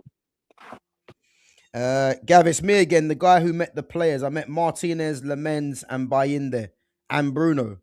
Yeah, big up, man, for saving for Palestine, man. But I ain't gonna lie, man. It's not 4 great players you want to meet, though, is it? Did you tell Bruno to leave? And secondly, if not, did you tell them to subscribe to the channel? Yeah, exactly. Yeah, big up, man. Make sure you've got that information for them because you promised you would do that, man. So, but yeah, listen, big up for meeting them, man. But I could have thought of 4 better players if I'm honest. I ain't gonna lie, but it is what it is.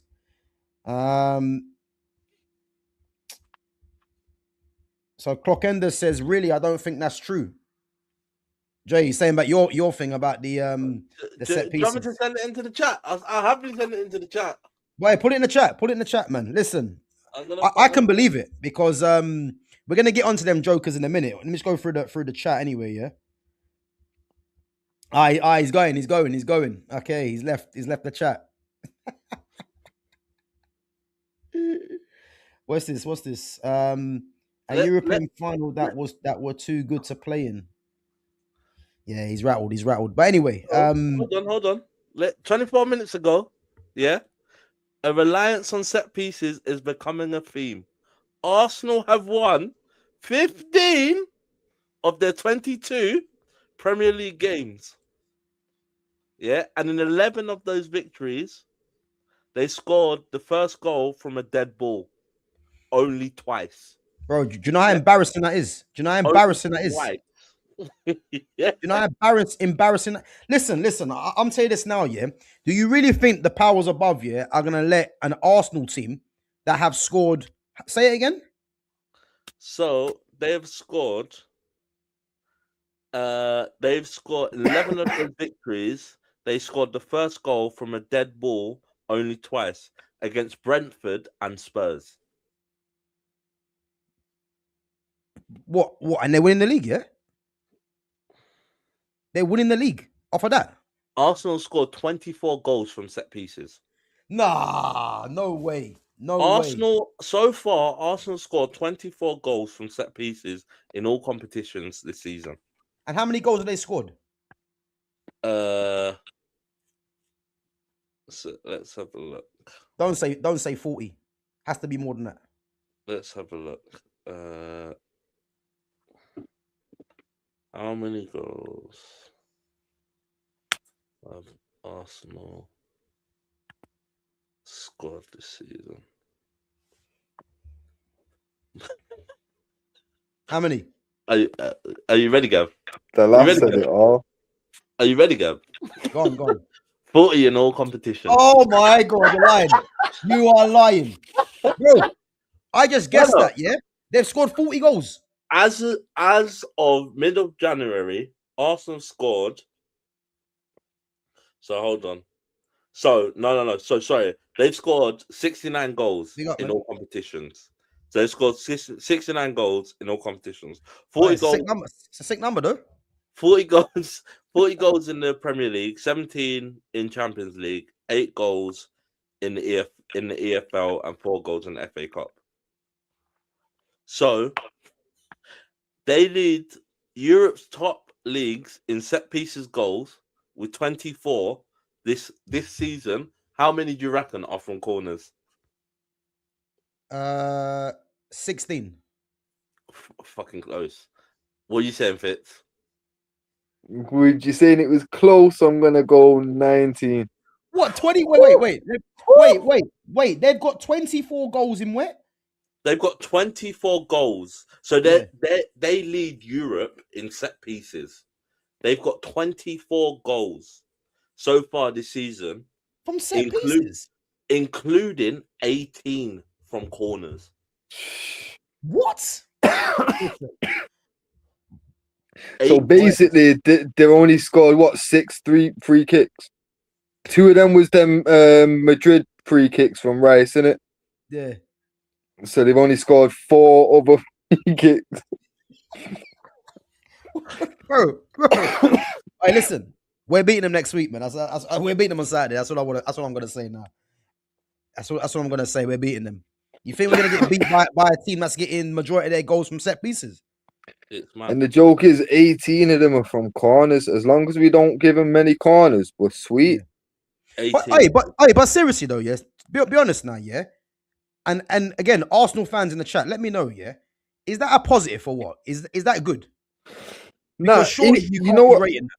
I feel nah. It would be sick, like, because to be fair, going back thinking about it, when we had Beckham like taking free kicks and Giggsy on the like, we probably did have a sick amount of assists coming from corners, but we also had a bag of outfield like open play goals that like you didn't really like the corners didn't stand out to us and shit. Like every time we got a free kick, we were scoring. Hold on, let me put it in context for you. This is a Man United context for you, yeah? So in Fergie's last season, yeah, in the Premier League, yeah, how many do you think was set from in the Premier League only? How many was set from a set pieces? Set pieces scored in a single season by the Premier League champions. So you were Premier League champions. Bro, I wanna say, yeah, less than 10. Now, well, I'll say for that season, it wasn't many because we had Van Persie. It was basically long balls to Van Persie, and he bagged a lot of good goals, and he went from corners. So I'm gonna say about 10, yeah, 10, 11. I think less than 10. No. So you guys did 23. They're on 24, and we still got 4 months of the season to go. Mad. Still, so we scored a lot more than I thought we did from memory. But to be totally honest, though, like that's what I'm saying. Like, to be fair, that season's probably not the best one to go off. Like, can you pull the stats up there for, like, for example, the 08 season? Yeah. Oh, wait. Clockenders is saying after a quick Google, it's 14. Yeah, don't trust Google, man. No, it's Google's AI assisted, and AI don't know nothing. What they scored 14 Premier League goals. No, it's not 14. And benefited from 3 own goals being scored in their favor. Cause I'm saying from corners. I'm saying from corners, like the treble season, we scored a lot from corners, bro. But we scored a lot from like open play. And it didn't stand out too dramatically how many corners we got. But that's why the energy was there when we got 2 late corners. Because when it went out for a corner, the crowd lifted because we'd scored so many throughout that season. It's the same as when you got a free kick edge of the box. Like, you knew Bex had that. You know what I mean? So, but like, it didn't stand out, and it wasn't such a dramatic stat because, like, obviously with Arsenal scoring so few open play goals, like it's the first thing people will notice. Like, everyone spoke about that for time. Like, these men don't score unless it's a corner. So I'm not really surprised. But with us, we used to score when we had Bex taking corners and free kicks. We'd score all the time. Same way with Cristiano taking free kicks and that every time it was scoring. We were confident of that. But you had enough goals coming from elsewhere where it didn't stand out. It just seemed like, these men get a lot of goals. It's mad. Honestly, it's just mad when you look at their freaking. When you look at what they've done and what they've done, it's ridiculous. No, this is what I'm saying. And you know what? I don't even want people acting or thinking that I'm saying this just because it fits the narrative of what's going on with Arsenal. I've been open about how strong my stance is on Andy Cole is the best Premier League striker of all time. The man scored 187 Premier League goals. You want to guess how many was penalties, bro? 4. 1. 5. Fucking 1. That's what I mean. That's mad. He took 1 penalty, scored it, and said, and to be fair, I think the only reason he took that was because they needed to score it to win the game. You get me? But he said if he can't score during open play, he's not good enough. You get me? And I've always credited him as the best Premier League striker. And I still if you take away all the penalties that people have scored, I think technically Andy Cole's the top goal scorer of the Premier League. Like last time I saw that stat, that was true anyway. You know what I mean? But I don't know whether at the time I know Kane was still at Tottenham in it, so it might have just about changed, but I don't think it has. But like I say, the narrative has always been there for me. Open plays where goals need to be scored. I expect goals from corners and free kicks. That's why they are threats. Yeah, but you want your goals to come from open play. You don't. Yeah, that's where the excitement is, bro. Like if you're waiting every single time for a corner before you can get excited that something might happen here, how dead is that game? Why would I want to go and pay to sit in the stadium to wait for it to go to one end of the field? It's ridiculous. You know what I mean? Nah, man. It's but to be fair, it's succeeding at this present moment, and if it continues to succeed, it'll be exactly like how fucking Pep Ball took over every league in England. Like everyone will start doing the same kind of thing, and look at the throw-ins. This long ball into the box shit that's took over the world this season. It's come from absolutely nowhere, bro. But do you not remember? Was it? I can't remember who the hell at Stoke had the Rory Delap, mate. Absolutely ridiculous every time. Every time, no matter where. But that's what made Stoke that's what made that phrase about Messi. Could he do it on a Wednesday night at Stoke? Yeah, because they were a difficult team to play for reasons like that, bro. When everyone is taking a Stoke tactic, and now you've got City, Arsenal, Liverpool, United, all these men implementing a tactic from Stoke, which made no sense. The only reason that Rory Delap's throw was that good was he used to do javelin or discus throwing or something. You know what I mean? He actually he did another sport that benefited that. Now we're just telling everybody, yo, can you throw a ball long? This is stupid, man. It's what obviously. They do now. It's what they do now. Honestly, it is ridiculous. And when you do look at it and you think to yourself, like you say, now you look at it and it's gone through the stage of that was Stoke's tactic. We're in a wet, cold night in Stoke. I'm a dash this ball towards the keeper. Let's see how good he really is. Yeah. And now it's a league tactic. That's how far the standard in the league has dropped, that the league has adopted a Stoke tactic that was custom designed for an ex-discus thrower or javelin thrower to get long balls into the box from unexpected positions. Now they're just telling, yo, Delo, can you throw the ball as far as possible, please? How many of these long throws have you seen where they've been foul throws, or that have been called, and even a lot where they haven't? I've seen man 2 yards on the field taking the throw and it's not been called. It's outrageous, but they're letting it slide because they want this to carry on. They want that tactic to work. Like, it's killing the game, man. Literally, they're making the Prem all about set pieces with them long throws.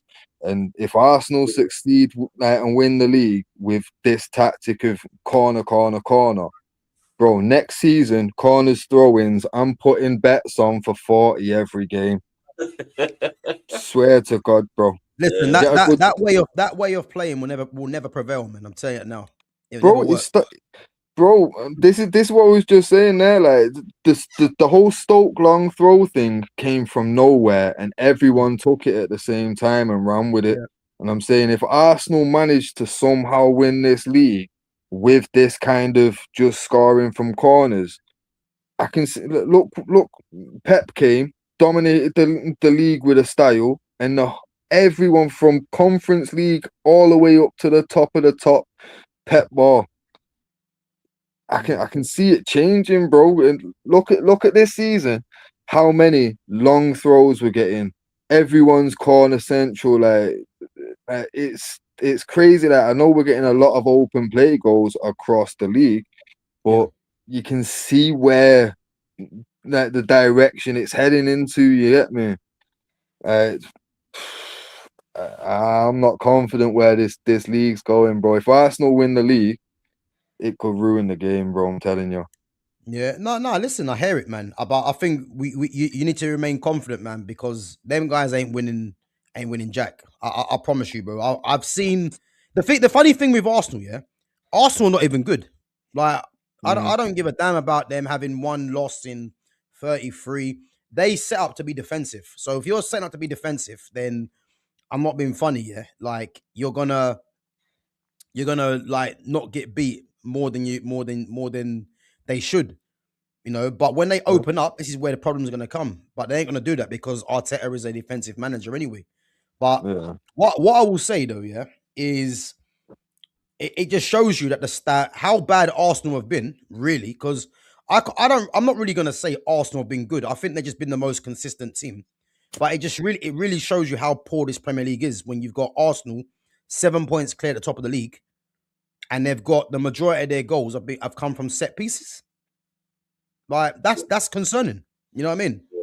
No, 100%. So yeah, man. But let's get on to Arsenal anyway, because that game against Nottingham Forest. I mean, am I surprised Forest got a point? No. Sean Dyche, low block. Gyökeres up top. I mean, I was told Gyökeres was quick. Man got caught by Murillo, who stumbled. Like, what are we doing here? Murillo stumbled and still got back to him. Like, we're told Gyökeres has got burners. Yo, and can we just remind the Arsenal fans that despite your successful corner rate, you had 9 corners against these man and didn't do anything. You had 3 shots on target all game.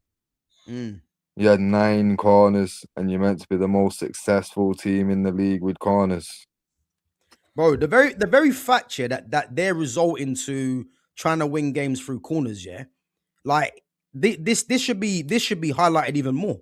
They're relying on corners to get them through games. I mean, trust me. And the joke is, did Murillo start? Did Murillo start? Yeah. Bro, he's about 5'2" in it. Like, you got one defender that's technically a midget. How the fuck? Like, come on, bro. Like, these 9 corners with Murillo as centre back. Like, he's a good defender, but in the air, he's nothing, bro. Like, bro, Gyökeres had bare grass in front of him. Bare grass in front of him. Murillo stumbled and still got back. Like, Gyökeres for that alone should have been subbed. Because I don't think you deep how bad that is. The guy's going through on goal, and Murillo stumbled, and he still made the block.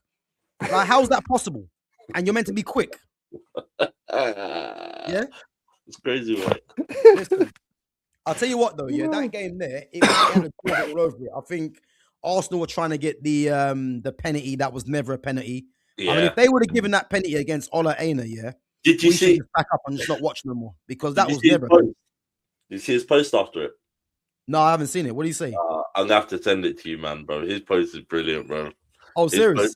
Bro. His post is brilliant, bro. Honestly. Let me just check something. 1 minute. Nah. You know what though? The better penalty shout, I'm not gonna lie, the bigger shout was for Forest. Okay, I'm not was that not a very similar penalty shout to the penalty used man got, Jonas? Leg sticking out, just it's pretty much the same thing, just slightly like different positioning on the pitch. You get me? But essentially the same tackle, same challenge. Hey, Timber should have been sent off. He should have been sent off. Yeah, he got yellow card, but he should have been sent off for the tug on. For bringing him down, innit? For sticking the leg out and bringing him up. Yeah, he should have been sent off, 100%. But yeah, to be fair, I forgot he was on a booking at that point. So the post that he's posted, he's obviously posted the picture of VAR, and then posted a picture of is it Eddie Guerrero? No, when he's got the belt on. And he's got, we lie, we cheat, we steal. That's it. That is it. Eddie. He's sick. He's sick for doing that, you know. He's sick for doing that. He's posting that, bro. Bro, all I know, bro. Are you serious? Brother, I'm gonna send it to you now, bro. Hey, listen, let me view that. We lie, we cheat, we steal, you know. Let me see this. Bro. I'm not gonna lie, I'm gonna have to give my man a follow for that. Oh, it's brilliant. It's brilliant, bro. Hey, look at that. You see that? Yeah. Hey, that's sick. Bro, he's brilliant, bro. Hey, listen, that was never a pen anyway. I mean, if they would have given a pen for that, man, it's ridiculous. Yeah, they you might as well just say, man, they're trying to do their best to make Arsenal win this league. That was never a pen, you know. But again, man, Arsenal, for me, that was the game, where you're seeing Man City get smoked. Yeah, obviously Villa played yesterday and got beat, and again Villa were poor yesterday. So I watched the whole game. Morgan Rogers, thought, you know what? What's going on with Morgan Rogers? What in terms of what performance? Yeah, yesterday the amount of chances he had.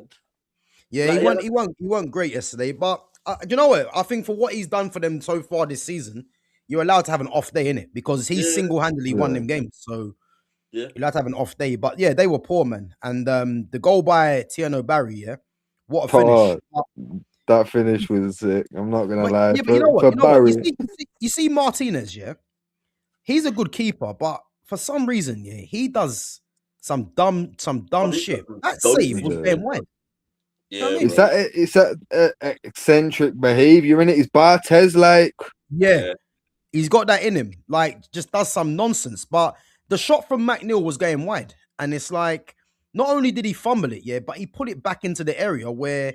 And again, the finish was class because I don't think anyone would have predicted that finish from Tiano Barry. You know, another guy I think that's got more goals than Gyökeres. So it is what it is. You know what I mean? So, yeah. So listen, Gyökeres is in the pits, man, right now. But yeah, man, I think the fact that Aston Villa drew, Arsenal for me, if they would have won that game and gone 9 points clear, this is when I would have started saying they're a problem, innit? Maybe I've got to kind of calm it down a bit because it's 9 points. That's 3 losses, man. That's a bit too much, bro. You see 7 points, and we play them next week. And let's not forget, City have got Wolves. I expect City to beat Wolves, and then it's down to 4 points before Arsenal play. But the thing is, though, for Arsenal. You see, with the whole, like, I understand, okay, Villa's playing the day after them, but Villa to them shouldn't even really be in the picture. Like, they're a surprise addition to the conversation right now, but we all know how early the season is, really, innit? They know that the real threats are Arsenal, maybe Liverpool, and realistically, you've not got another threat. Arsenal should be finishing top 3 from the position they're in, and the only 2 that you can see really competing for those 2 positions or 3 positions, City and Liverpool. If Liverpool can click, and if fucking City wake up, but with that being able to go 9 points clear, they should have been so on it. They should have made sure from the first half they were 2 goals up. Like they should have been so motivated, knowing that we're not going to get a better opportunity than this. Yeah, you know what I mean. But again, this is why for me they're not winning no title, because they're the kind of games where you've got to let everyone know that you mean business. And the very fact that they drew the game, I know people are going to be looking at it saying they've gained a point on City and Villa, but City play Wolves before Arsenal play United. That's 4 points.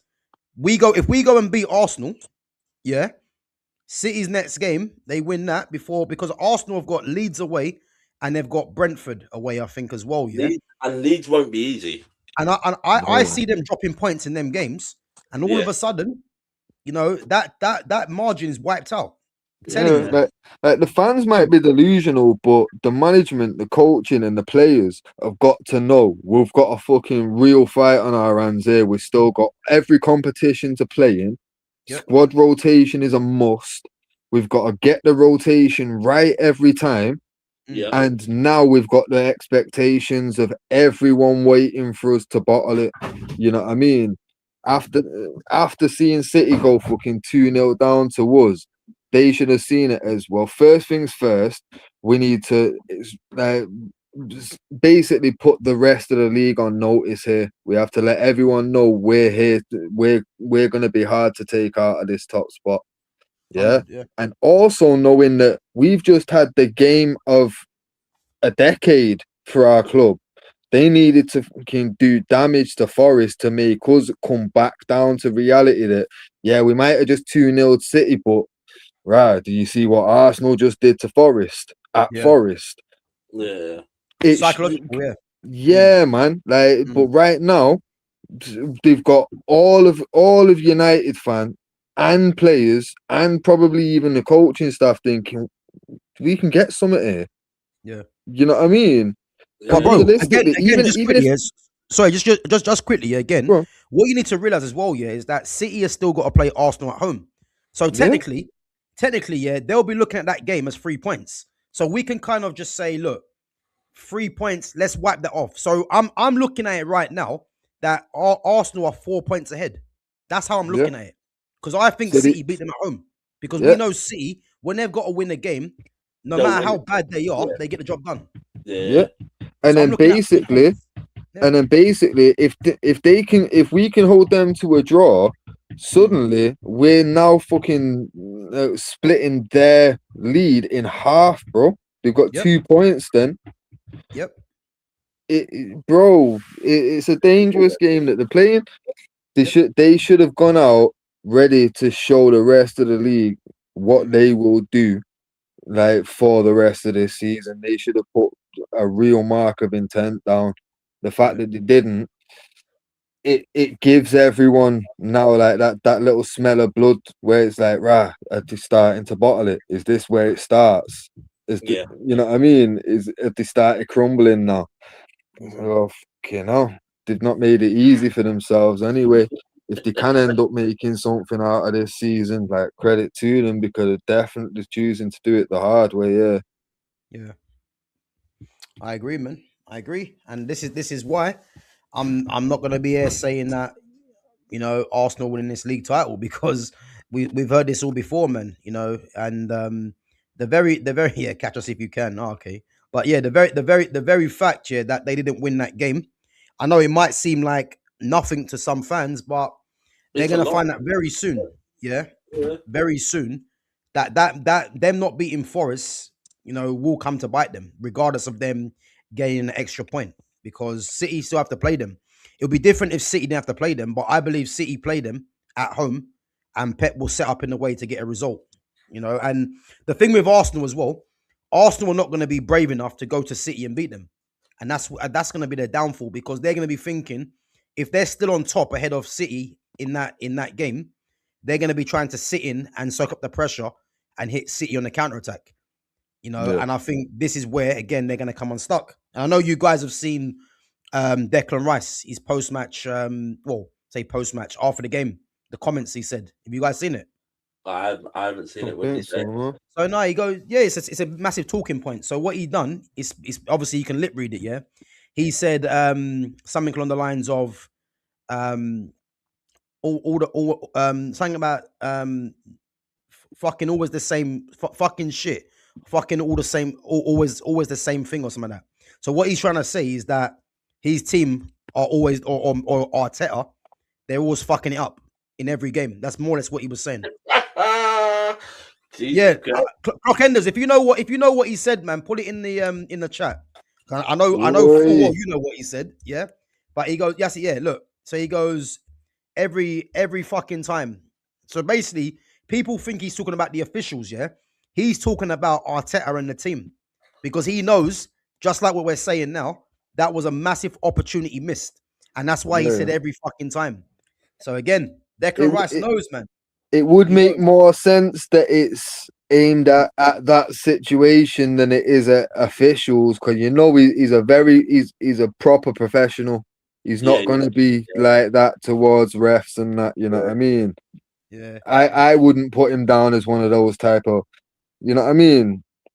So some like, remember Didier Drogba would just get straight in a ref's face and tell him on cam, it's a fucking disgrace. Like, mad. You get me? It's a different kind of player. You get me? Just bro. But that's what I'm saying. It's a different kind of player. Rice ain't that guy. Rice is that, like, he goes over and like talks to the ref all polite and de-escalates situations. You know what I mean? He's not. I can't see it. Let me just put this to bed now, yeah, quickly, yeah. He wasn't talking about Michael Oliver. Like, you guys are doing too much, yeah. Declan Rice is the only winner in your squad. He's won a European trophy, yeah. So I'm pretty sure he was talking about the team and the manager. Let's not be saying he was doing it to the referee. He was saying it was fucking shit all the fucking time, whatever he said.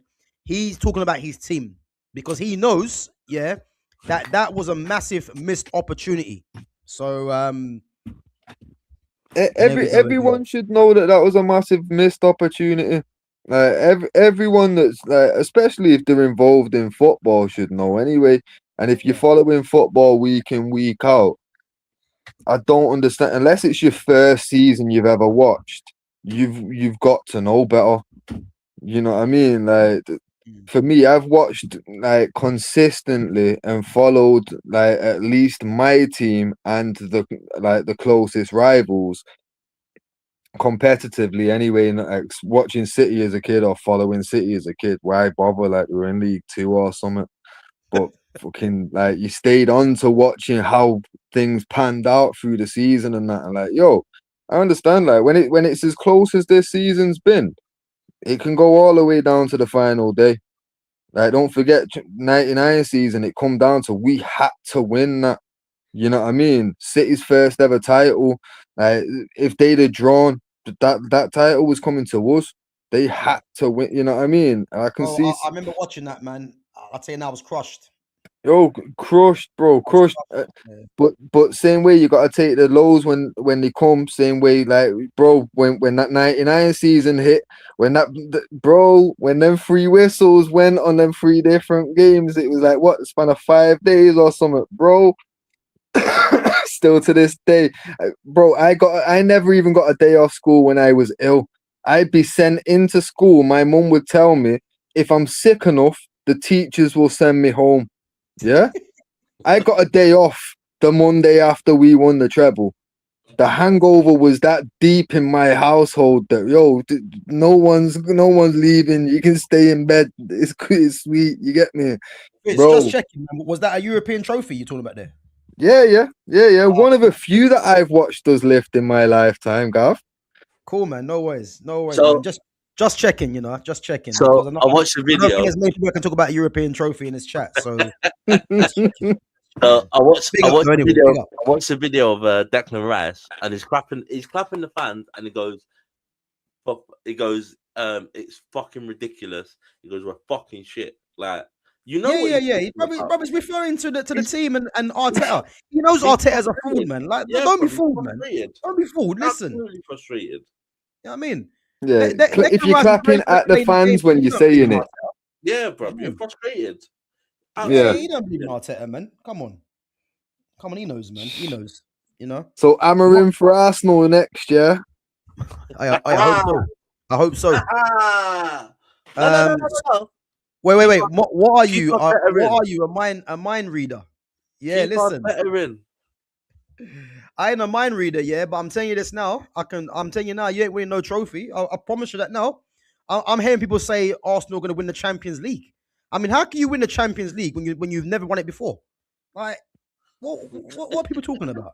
And the thing is, it's not as much about mind reading as it is about it's being situationally aware, understanding what like. Look, my man's looking at the fans, clapping at them, thanking them for showing support despite a poor display away from home, where they've travelled a long way to watch this shit, and he's saying it's fucking shit every fucking time or whatever exact words are.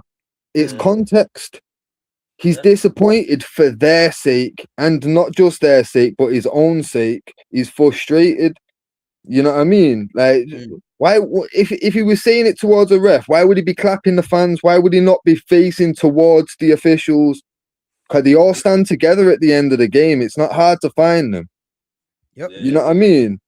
It's context, man. Listen, Declan Rice knows, man. He knows it was a missed opportunity. I don't really care what anyone says, yeah. At the end of the day, they had a chance to go 9 points clear and they fluffed their lines. It's that simple.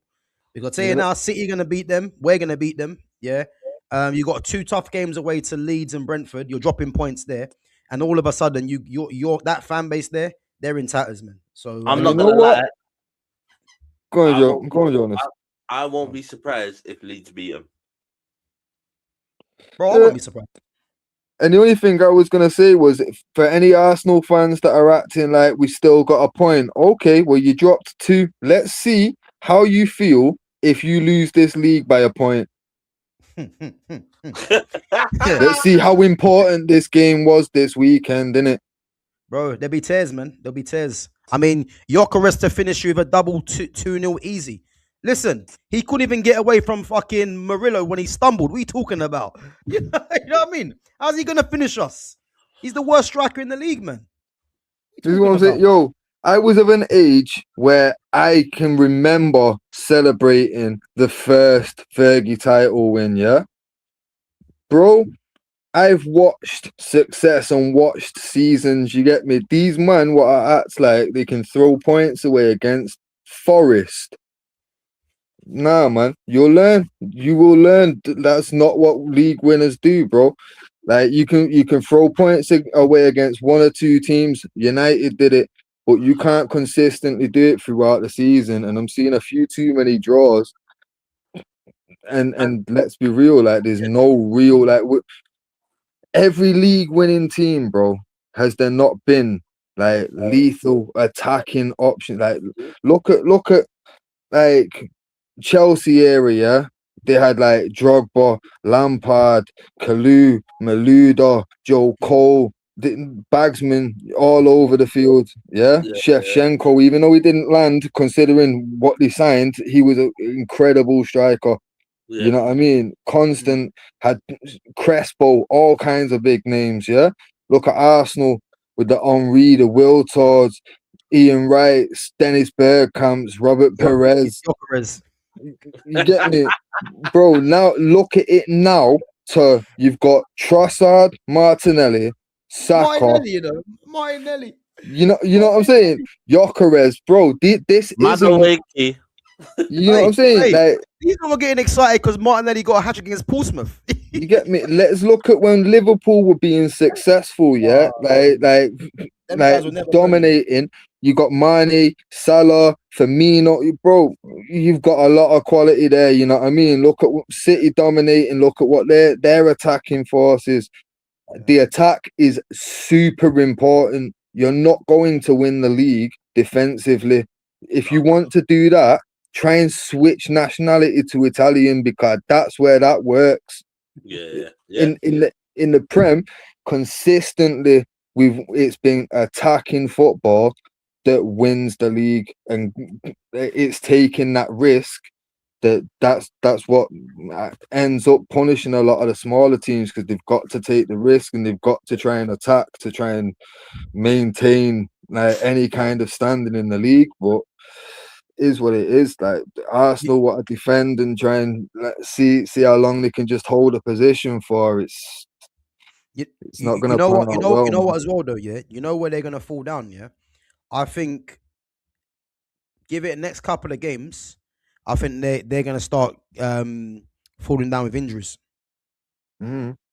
Because a lot of their players, if you look at the core of their players, the Declan Rices, you know, the Timbers, Saliba, Gabriels, I think Saka, these guys play a lot of football, and I think at least two of them are going to pick up an injury. Yeah. So listen, because man. Saka didn't start on weekend, did he? But he ended up coming on because they were desperate to try and make something of it. So it's Madueke's got no GA in the league this season. But and this is the thing, when they've got guys where they're intending to rest players because we've got Forest, you get me? So we're gonna use the squad depth because they've got a deep squad, but they're trying to rest certain players that they're heavily relying on. Then suddenly it's like, oh well, when the game's not going our way, instead of being patient or switching up the tactic, it's fuck it, substitutions in it, bring on Starboy. It's like, these are the same man that were telling me Starboy is that guy, and he's a top 10. He's the number one winger in the world, and he's got 10 goals in 2 Premier League seasons. Like what are we doing there? Listen, Clockenders in the chat, was saying us the other day, man, that he's top 10 in the world, not in his position, just the player, top 10 players, and he's not even got more goals than Jarrod Bowen. But exactly. And certain man don't rate Jarrod Bowen. But he's never had a goal scoring season anywhere near Steve Bruce. Hey, listen, that Steve Bruce getting 19 league goals, man. I ain't taking that seriously, man. Nah, I ain't doing it, man. There's no way I'm going to watch a centre back get 19 Premier League goals, man, and Gyökeres can't even get 10. Nah, no way. I'm telling you, man, that at some point, I'm just going to start watching old Premier League games. Just give up on this modern shit, car. Ain't no point. The standards have just fallen to the point where this is what we're talking about now. Arsenal defending their way to a fucking Premier League title with Gyökeres up front. What happened to the Premier League, bro? Remember when Bolton had JJ Okocha? Yuri Djorkaeff, Ivan Campo. You know what I mean? You remember when Sheffield Wednesday had Benito Carboni and Paolo Di Canio? And then now you're looking at Arsenal with Gyökeres, and we're supposed to be impressed. You get me? Remember when Middlesbrough had Ravanelli? Yeah, bro. You remember? You get me? Like, bro, come on now. I'm gonna start watching 96 fucking season fucking videos. Me, I'm not asked. Bro, somewhere I've got my old season review fucking videos. No, the old United season review vids. I'm gonna dig them out at some point and just start watching them again instead. Bro, listen, actually deep it though, yeah. Middlesbrough had guys like Janino and Emerson and Ravanelli, yeah. Sheffield Wednesday had Carboni, yeah. And then you've got like people gassing up Odegaard for doing pirouettes. Like it shows you, innit? The level's just finished. And I like Odegaard as a footballer, yeah. But when we start hearing that Odegaard is meant to be this player, yeah, it just shows you, man, that the levels are at an all-time low. Yeah. This is the problem. Bro, just bear in mind, yeah, like people act like Saka is an absolute lock for right mid. Not for me, but for a lot of people is acting like that, yeah? Okay, remember when Joe Cole was that good, but couldn't even get close to the England squad? Yeah. Bro, remember... This was the quality standard that we had. Joe Cole is one of them players that anyone that knows ball, that watched him play, will tell you one of the best footballers I've ever seen. But he doesn't even come into the conversation considering where the era he lied in. Because he was just like everybody else. Cause you couldn't be anything less than absolute quality. If you put Joe Cole into this league now, Ballon d'Or. Yep. Straight up. Joe Cole never got a sniff at a Ballon d'Or in his fucking whole career, bro. But we're meant to believe that Saka's top 10 in the world. Listen, you see Saka, yeah? You see Saka, yeah? Saka for me, yeah, he's just he's like the African version of Ricardo Gardner. You remember Ricardo Gardner at Bolton? Yeah. He's the more physical. He's a more physical Ricardo Gardner. Am I lying? Yeah, Nope. Tell me the difference between him and Ricardo Gardner. They both cut inside. They both protect the ball. He's more stocky than him. Yeah. Am I lying though? God. Go and check No, Ricardo Gardner's stats. I guarantee you, Gardner's got the same amount of goals as him. It's mad. It's real, bro. That's what I'm. Ricardo Gardner, man. That's what I'm saying, man. Like the standard now is ridiculous, but that's what I'm saying. You put Gardner in this league now, he's star boy. That's wild. That's wild. This Starboy talk's got to drop. He's got to die, man. I ain't in the mood for that rubbish, man. Bro, nah. I'm never gonna let that go. Cause I know in 5-10 years time they're gonna regret that whole shit. That's gonna be an Ollie at the wheel moment. Never let that die, Gav. He's their star boy. Where's this Starboy talk come from? Like, what does that mean? Their fan base, bro.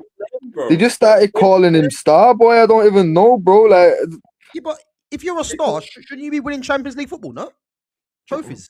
That's what I think. I think Starboy to me would be a young player with a trophy cabinet that's just full, glistening medals and that.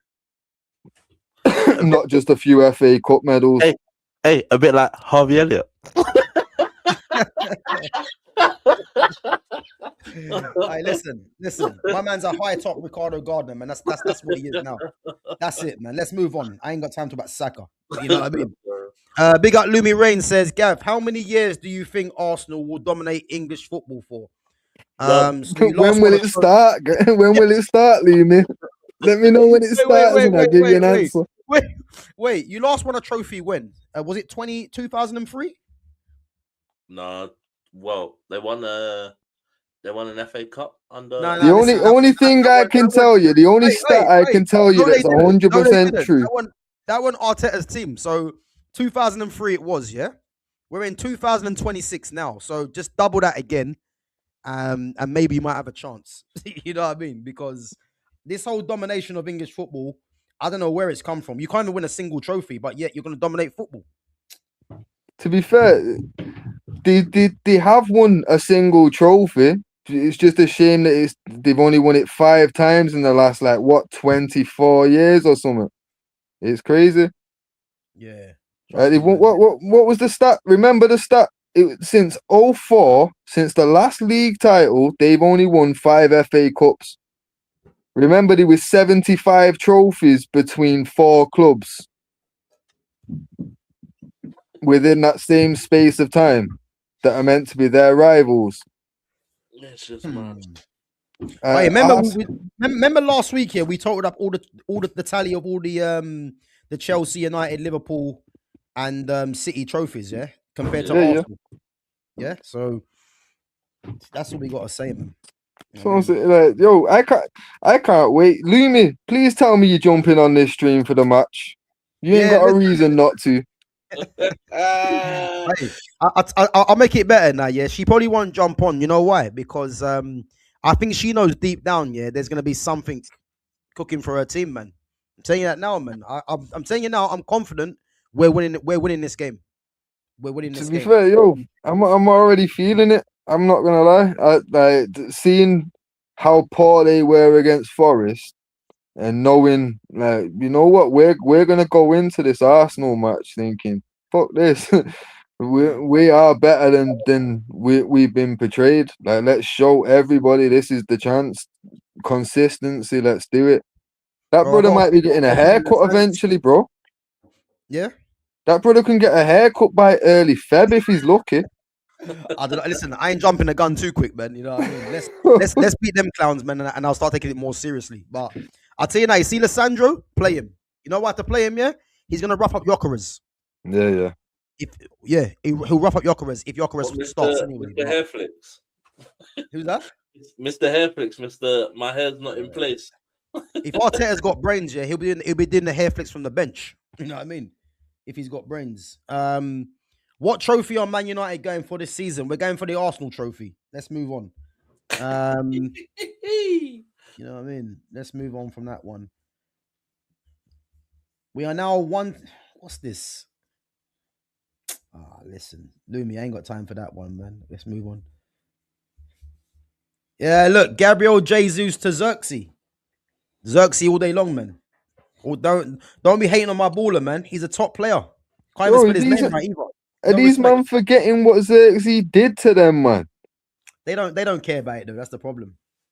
Well, just like 12 months ago, like the same game happened, and Xerxes made them two look like dickheads. Specifically, them two. Saliba and who's the other one? Then they run into each other or something. Yeah, bro. Yeah. Like, yo, come on now. Like, Xerxes will make them man look like dickheads if he's fit. You know how bad it is, yeah? You know how bad it is? If Xerxes was at Arsenal, they'd be a better team. That's how bad it is. 100%. 100%. So, big up to Babs One Diva with the sticker. Big up. Gav, it's just wishful thinking at this point. You desperately want us to fail. It's not happening. Yeah, listen, I don't want you guys to fail, man. I'll be honest. I don't want you to fail, but you're gonna fail. There's a massive difference there. I'll tell you the truth. Like, for me, I don't have a horse in the race. Like I just said there, the top 3 contenders for me should be Arsenal, City, and Liverpool, because Liverpool are defending champions. You know what I'm saying? Like, we're not in that conversation. You really think I care which one of you 3 win? Like, none of them is a good option for me. Hey, I ain't gonna lie, I do. Bro, I don't. I'll tell you the truth. I put a fucking £2.50 bet on Villa to win the league. That's it now. That's me for the rest of the season. I'm hoping they can win the league. I know we ain't gonna do it from where we are. Hey, listen, if Villa win the league, ask me to fold that club. Nah, but that's what I'm saying. For me, I know that's wishful thinking, but I don't want any of them 3 to win the league. Let's be totally clear. I like that Arsenal rivalry was the rivalry I like from my youngest memories. You know what I'm saying? Yeah. Like my most impactful like years of a football fan. Arsenal was neck and neck with us. Chelsea, I can't stand neither for the same reason. Like in my teenage years, you get me.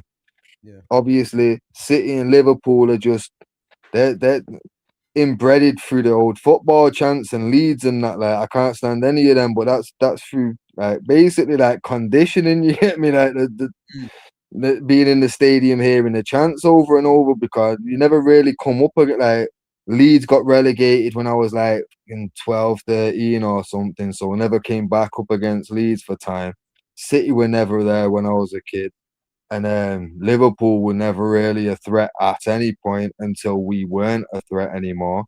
But I always hated all them clubs. I don't want any one of them 5 there to win the league.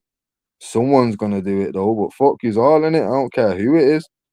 I just want to see us all struggle. And to be totally honest, the fan bases of the clubs is what gets me picking sides.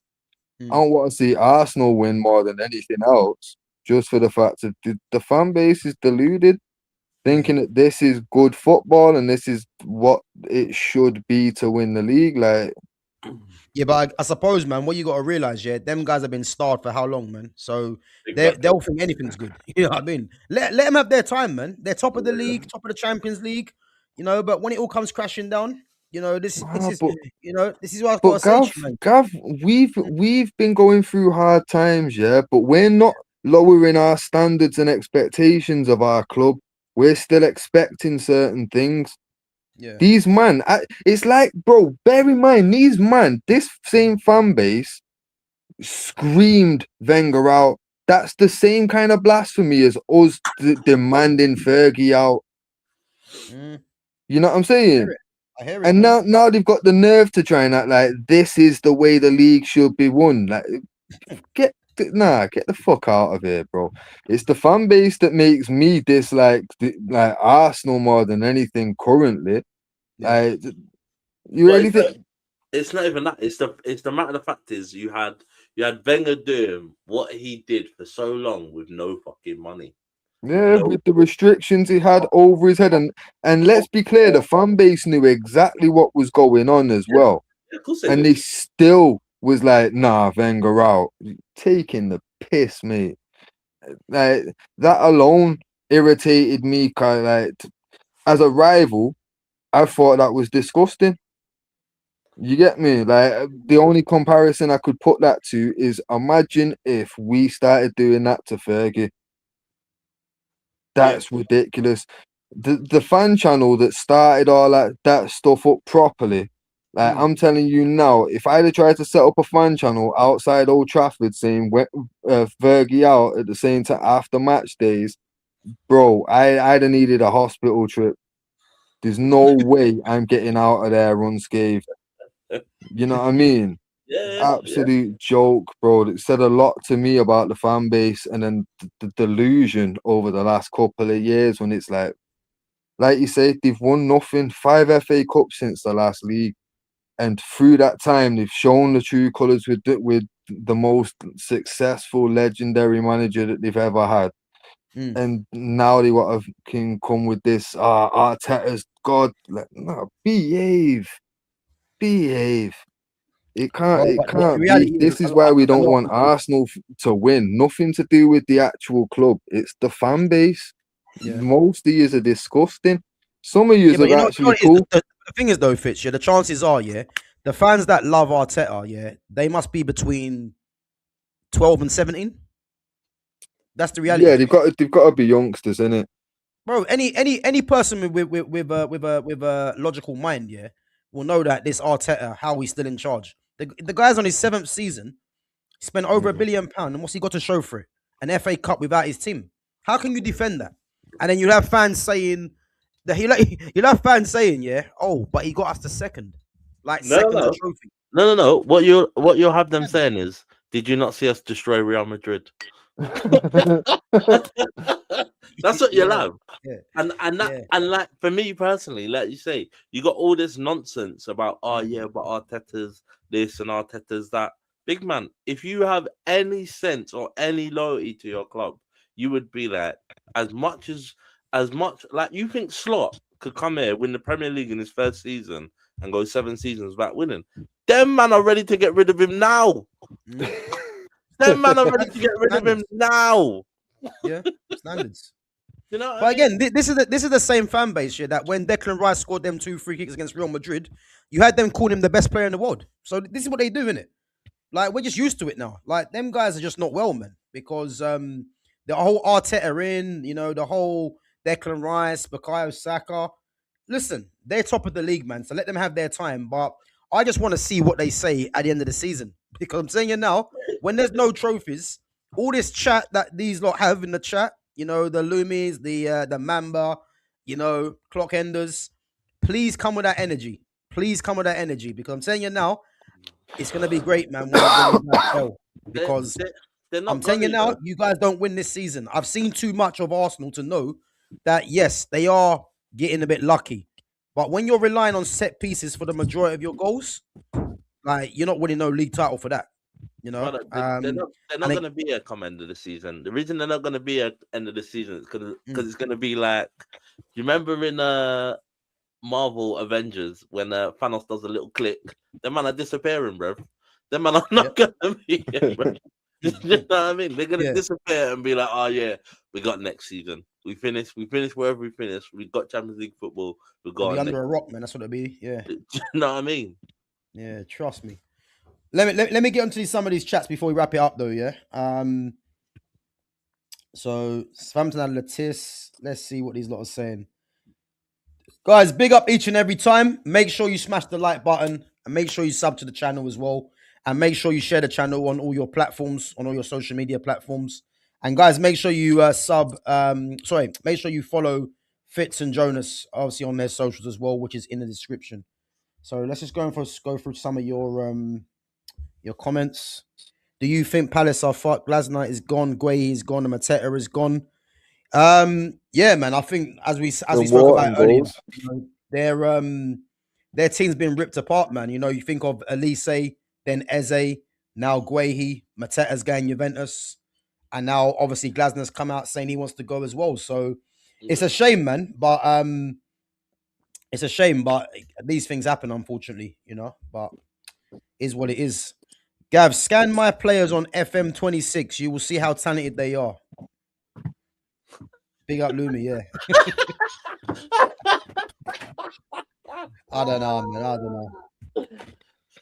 Oh, it's crazy, but Gav, how much have you been drinking? I don't drink, so Hey, listen, don't knock red wine and coke, man. Trust me, it's the way forward. Listen, you guys try it, man. You might win a trophy. You know what I mean? Gav, you're something else, man. All this because you hate Arsenal this much. Listen, I don't hate Arsenal, but I'm a realist. You know, I'm a realist, and I've seen too much football to know that these guys, come the end of the season, it's gonna be peak for that for Arsenal. Because I'll tell you this as well, yeah. They've got Inter Milan, I think tomorrow or Wednesday, yeah. Mark my words, yeah. He plays a strong team because Arteta wants to top the table, yeah, to avoid meeting certain teams. Now, if he plays a strong team against Inter Milan, what team is he going to play against United? Because we've got a coach now, and we've got rest time.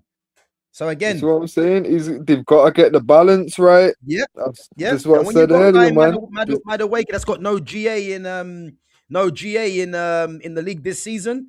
I very much doubt he's going to be starting against United. So, you know what I mean, man. Now it's where it gets sticky for them. Like everyone wants to talk quadruple. Cool. I watched the treble. I know how hard that shit's to do. You want to talk them kind of things? Cool. I also watched couple doubles, and I know how hard they are to do too. It's not going to be easy just to win and they've one got trophy. Chelsea as well, second leg as well. Let's not see what I'm saying, man. That squad rotation over these next 3-4 games is going to be vital. A lot can go pear-shaped for them, and they don't realize it's like they think it's going to be like FIFA, like the stamina refreshes every game. It's not how it works, mate. Like it's gonna. There's gonna be fatigue kicking in. There's gonna be players that are gonna get injured, like you said. Like it's not gonna be easy for them. I'm telling you. Stop. Wait, let's go. Let's go this one quickly. Yeah, Starboy is actually a 26-year-old man. Jesus Christ. Hey, big up to Christopher McGrath, yeah, because you would have thought, yeah, Starboy was at 16 or 17. He's actually 26. Trust me. It's the nickname that keeps making you think he's a wonder kid. He's not. He's a full-grown man that should definitely be doing better. You would have thought he's just breaking into the first team. The man's 26. Yeah, man. It's crazy. You know what I mean? Yo, fuck that. Yo, we're taking the name away from him now. Starboy now refers to Lamine Yamal, someone that deserves the name. There you go. Yeah. There you go. I was gonna say that, yeah, but I thought, you know what? Let me not even bring Yamal's name into it. Yamal doesn't deserve to be amongst peasants. Like no, that's what I'm saying. We're getting rid of the peasant before we even give the name over. You get me? Like, no, we're giving the name to someone that it should be accredited to. But Bukayo Saka's now been erased from the history of Starboy. Bro, just mentioning Saka and Yamal together, yeah, it boils my blood, man. It hurts. I'm telling you. Yeah, it doesn't sit right, does it?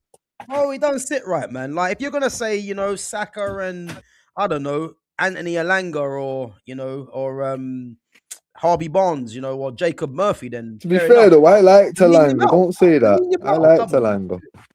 Yeah. Trust me, man. Should be thrown in jail for that comment, man. Putting him in the top 10. You know what I mean? Ridiculous. But one sec though, let me just clarify as well. Yo, as a United fan, I will be the first one to admit there is a level of respect for Arsenal. Like historically, historically, because because I will say, like, in the past, in the past, bro. Bear in mind, Bergkamp, Henry, Vieira, these kind of players, I've got to hold my hands up and say they've had some of the best players in the league. And with Wenger, they had one of the best managers that the league's ever seen. So I've got to give him that. So that's the level of respect that I will show. But considering that's the reason that I will show respect to Arsenal, can you understand now why I will not show any respect to Arsenal? Currently now, there's no reason for me to, because management and players aren't there now. The levels aren't the same. It's too drastically dropped where I don't care about your league position today. It's not the same. The quality is not there across the board. Listen, to mention Bergkamp and Henry, man, with them guys there, I can't do it, man. That's why. But this is what I'm saying, though. That's the harsh reality of it. Like, Arsenal fans are in the comments acting like we just hate Arsenal. It's not a case of that. I can honestly say I time to hate Arsenal, man. Like, I've never liked Arsenal because of the rivalry, but you can't see someone as a threat for all the reasons of like I say, the Bergkamps, the Henrys, the Vieiras, and how game changing they were.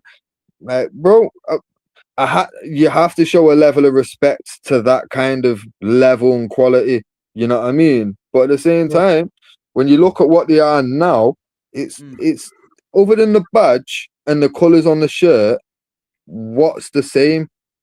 It's like the quality is not there, the style's not the same. Like, what's the same? The hot dog prices. Nah, to be fair, you probably have to put an extra 10 spot on the price from when Wenger was there. It's crazy. Yeah, listen. I generally used to be scared when I see Henry on that pitch, man. So I'm saying, you see Arsenal coming up now, bro. What's your threat that we don't score or their defenders score from a corner? What is this Arsenal that we're meant to be playing? Because it doesn't feel like it anymore. It's a basketball team, man. That's what it is. This is what I'm saying. They're waiting for the alley-oop every time. We know the play they're going to go for. Every time. They're going to take it out to the wide, out of the side of the D, and they're going to... Bro, it's ridiculous. It makes no sense. Bro, I used to be generally scared, of Henry, because I tell you now, when Henry used to rock up, with them vapors, the blue vapors, or the red vapors, whatever vapors he was wearing, and then black gloves, you just knew that Henry was on sign today, Yeah, them gloves meant business, bro. Now we gotta watch Jack Swagger, a builder up top, We can't control the fucking ball. This is where we are, bro. Yeah. That's why there is, like I say, air quotations, a level of respect. Like, I will show respect for the fact of what Arsenal were, how threatening they were to United. You know what I'm saying? Like, they were the season before we won the fucking treble, they won a double. Yep.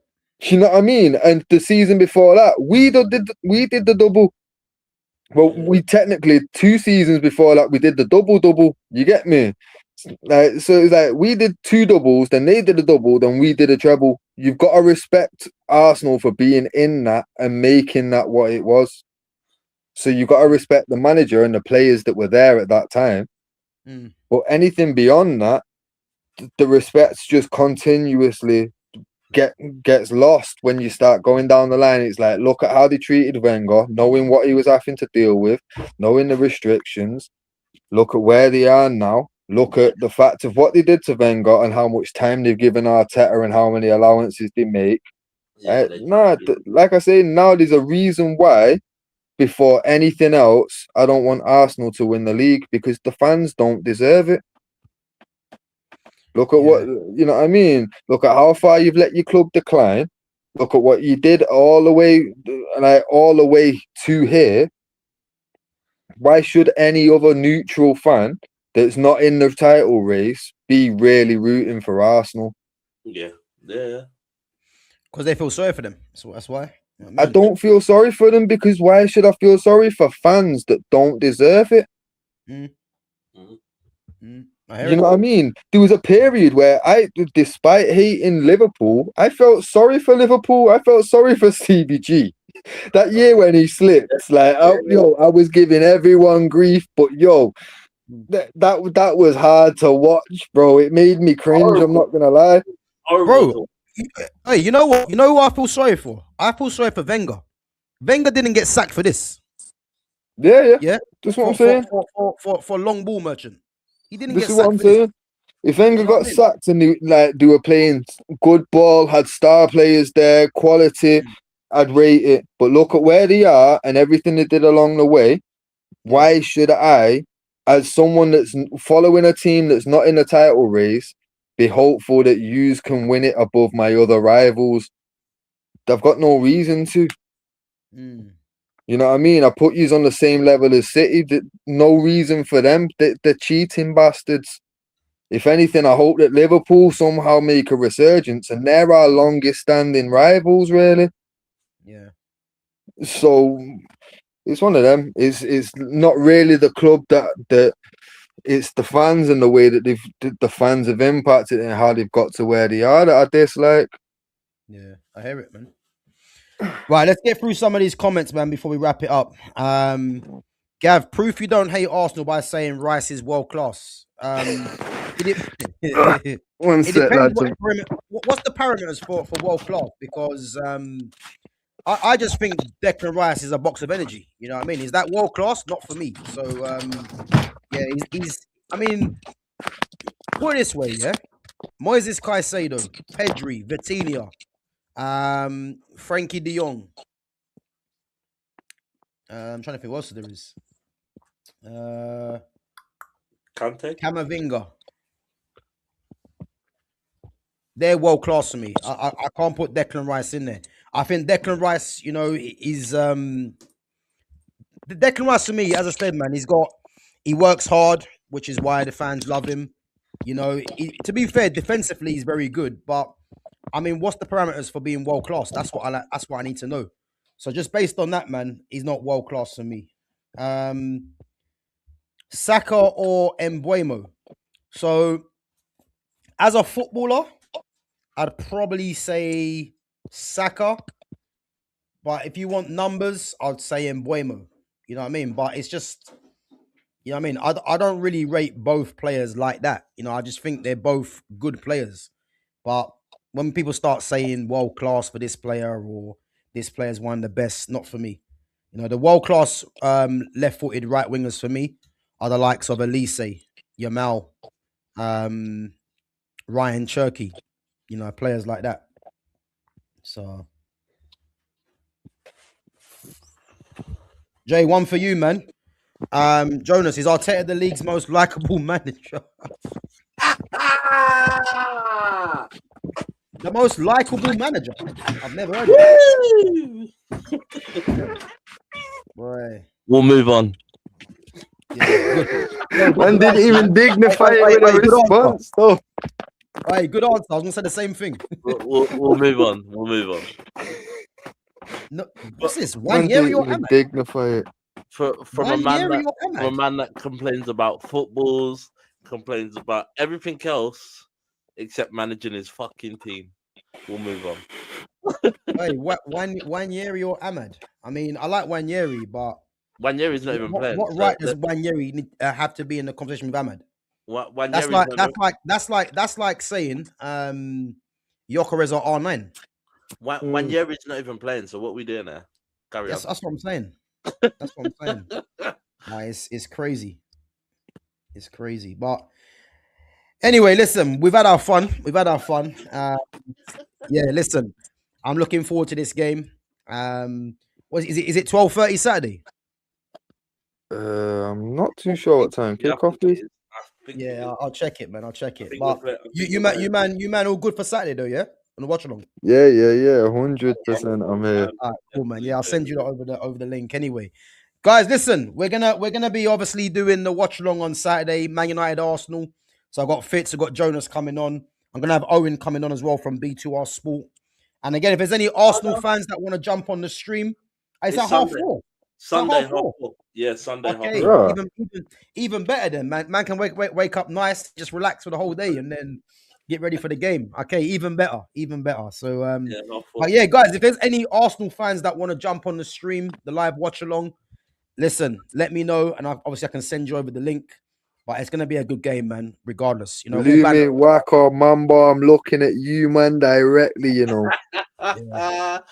But in the same sense, if you're scared, I understand. But you know, it is what it is. But don't be scared. Listen, regardless of all the banter, yeah, I'm looking forward to the game, and I do genuinely believe that we'll win the game, man. I'm going to remain confident from what I saw against City, and I can see us definitely getting 3 points, man. And even if we don't win, I don't think we get beat, and that's a massive thing because under Amarim, I would have given the team no hope. So that's where I'm at with it now, man. So to be fair, Gav, if you was to lose the game from a corner, did you really get beat or did you just lose 3 points?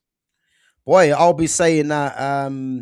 Is it Airport Albert? I'll say that he won the game. To be fair, I'm going to be starting to say that my man's manager. I'm not even going to give Arteta credit anymore. What's his name again, bro? Airport Albert. Albert. Airport Albert. Is it all one word? Yeah, AirPod Albert. Oh shit, AirPod Albert. You know. I thought you were saying a whole next name at the start, like that was his first and last names. Man said AirPod Albert. Yeah, listen, if Arsenal win the game, it's from an AirPod, man. That's all it is. Yo, AirPod Albert, yeah, manager of Arsenal, doing a decent job. I can't lie, considering what his expertise is in. Is what you expect in it, but with Arteta as manager, it's disappointing. So maybe that way I can now start getting a level of respect back for Arsenal somewhere in it. Fans just start moving accordingly, yeah, and maybe I can start actually like just letting a lot of this shit slide. But yeah, Harry Maguire to score from a corner. Just saying. Boy, listen. You got Gabriel, we got Maguire, man. So I mean, he's going to rise above Gabriel and make him look like a school child. I'm just saying. No, I can't wait for this game, man. I promise you, I can't wait for it, man. I can't wait for it. Because you know what's going to be good? You know what's going to be good, though, yeah? City are going to beat Wolves, which will make it 4 points. Pressure onto Arsenal, yeah? And this is where Arsenal will crumble. Because when the pressure's on, you know... They don't do well. They don't do well. And that front line, the front line is going to play, yeah? Saka, Trossard, Gyökeres. They ain't doing nothing. It doesn't really scare me. Boy, why would it? If they could contain, if our defense could contain what we just did on Saturday, that doesn't concern me in the slightest. Yeah. It's just more a case of how many attempts will it take to break their defense. But we're making chances. Boy, listen, Declan Rice has already told you already. Declan Rice ain't convinced. So yeah. But again, they got Inter Milan, yeah. They got to deal with Inter Milan because if they get beat by Inter, which I think they will at the San Siro, they then have to come back to the Emirates against us, and we're in a confident mood, man. So I think the only game that Inter's not won in Europe in the last 3 years at the San Siro was against Liverpool. Oh, every other game in the last 3 years they've won at the San Siro. Thank you very much, Fitz. Well, that's 3 points then. And that's what we've been shit this season. We have been shit, and we still managed to win at San Siro. Yeah. That's what I'm saying. Hey, say no more then, man, because that's 3 points into then. So Arsenal lost 2 games in a row. I can live with that. You know. But anyway, listen, big up yourselves each and every time, guys. Make sure you smash the like button. Make sure you sub to the channel as well, and make sure you share the channel. And guys, make sure you go over and follow Fitz and Jonas on their socials, which is in the description, which is on Instagram and obviously Twitter for Jonas as well. And guys, listen, we're gonna be back, probably back tomorrow. If not tomorrow, then keep an eye on the schedule as always on the notifications. Make sure they're on to see when I next go live.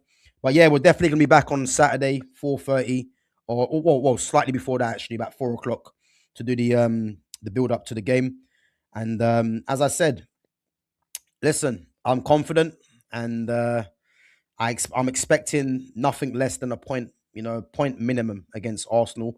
But whatever, it's going to be a good game, and I'm looking forward to it. So, yeah, obviously live watch along, guys, for that game. So, as I said, if there's any Arsenal fans and you guys want to come on and enjoy the stream, then, yeah, let us know. It's going to be good. But other than that, yeah, we're going to wrap it up. And as always, guys, make sure you smash the like button and sub to the channel. I think I just reached 1.9K. So, again, en route to 2K. And obviously help this channel to grow. And as I said, much appreciated to each and every one of you coming on and contributing to the channel. And yeah, listen, it's going to be a good weekend, I presume. I'm looking forward to it. And United, don't let us down, man. That's all I'm saying. Because you know, as big as my mouth is on here, you know, I'll be there if we get beat. And if Gyökeres scores, if Arsenal win, listen, I'll hold my hands up and say, do you know what? It is what it is. Is it going to happen? Hell no. So let me tell you this now. I'm confident, man. And good luck to Jonas with Bournemouth, man. That's not going to be an easy game for you, man. I know that. Yeah, forget them, man. Forget them, guys. Hey, what I'm more concerned about is Arsenal double losing this week. Someone's gonna be crying in the comments. Bro, I can see it, man. I can see it. I know I'm gonna. They won't even be crying. It'll be excuses. Yeah. It'll be like, Declan broke his toe or something, or I don't know. No. We've heard the excuse already, Gav. We couldn't play full strength team. That's the reality of rotation at this point of the season, lads. Get used to it if you want to be successful. Exactly. It is what it is. But guys, listen, we'll be back next week, same time, 5:30. And let's hope next time we come on here, it's going to be smiles all around. And I'll tell you now, I can see it. But yeah, big up yourselves each and every time. And yeah, guys, I'll catch you in a bit. Take care. Yeah, man. Later, man.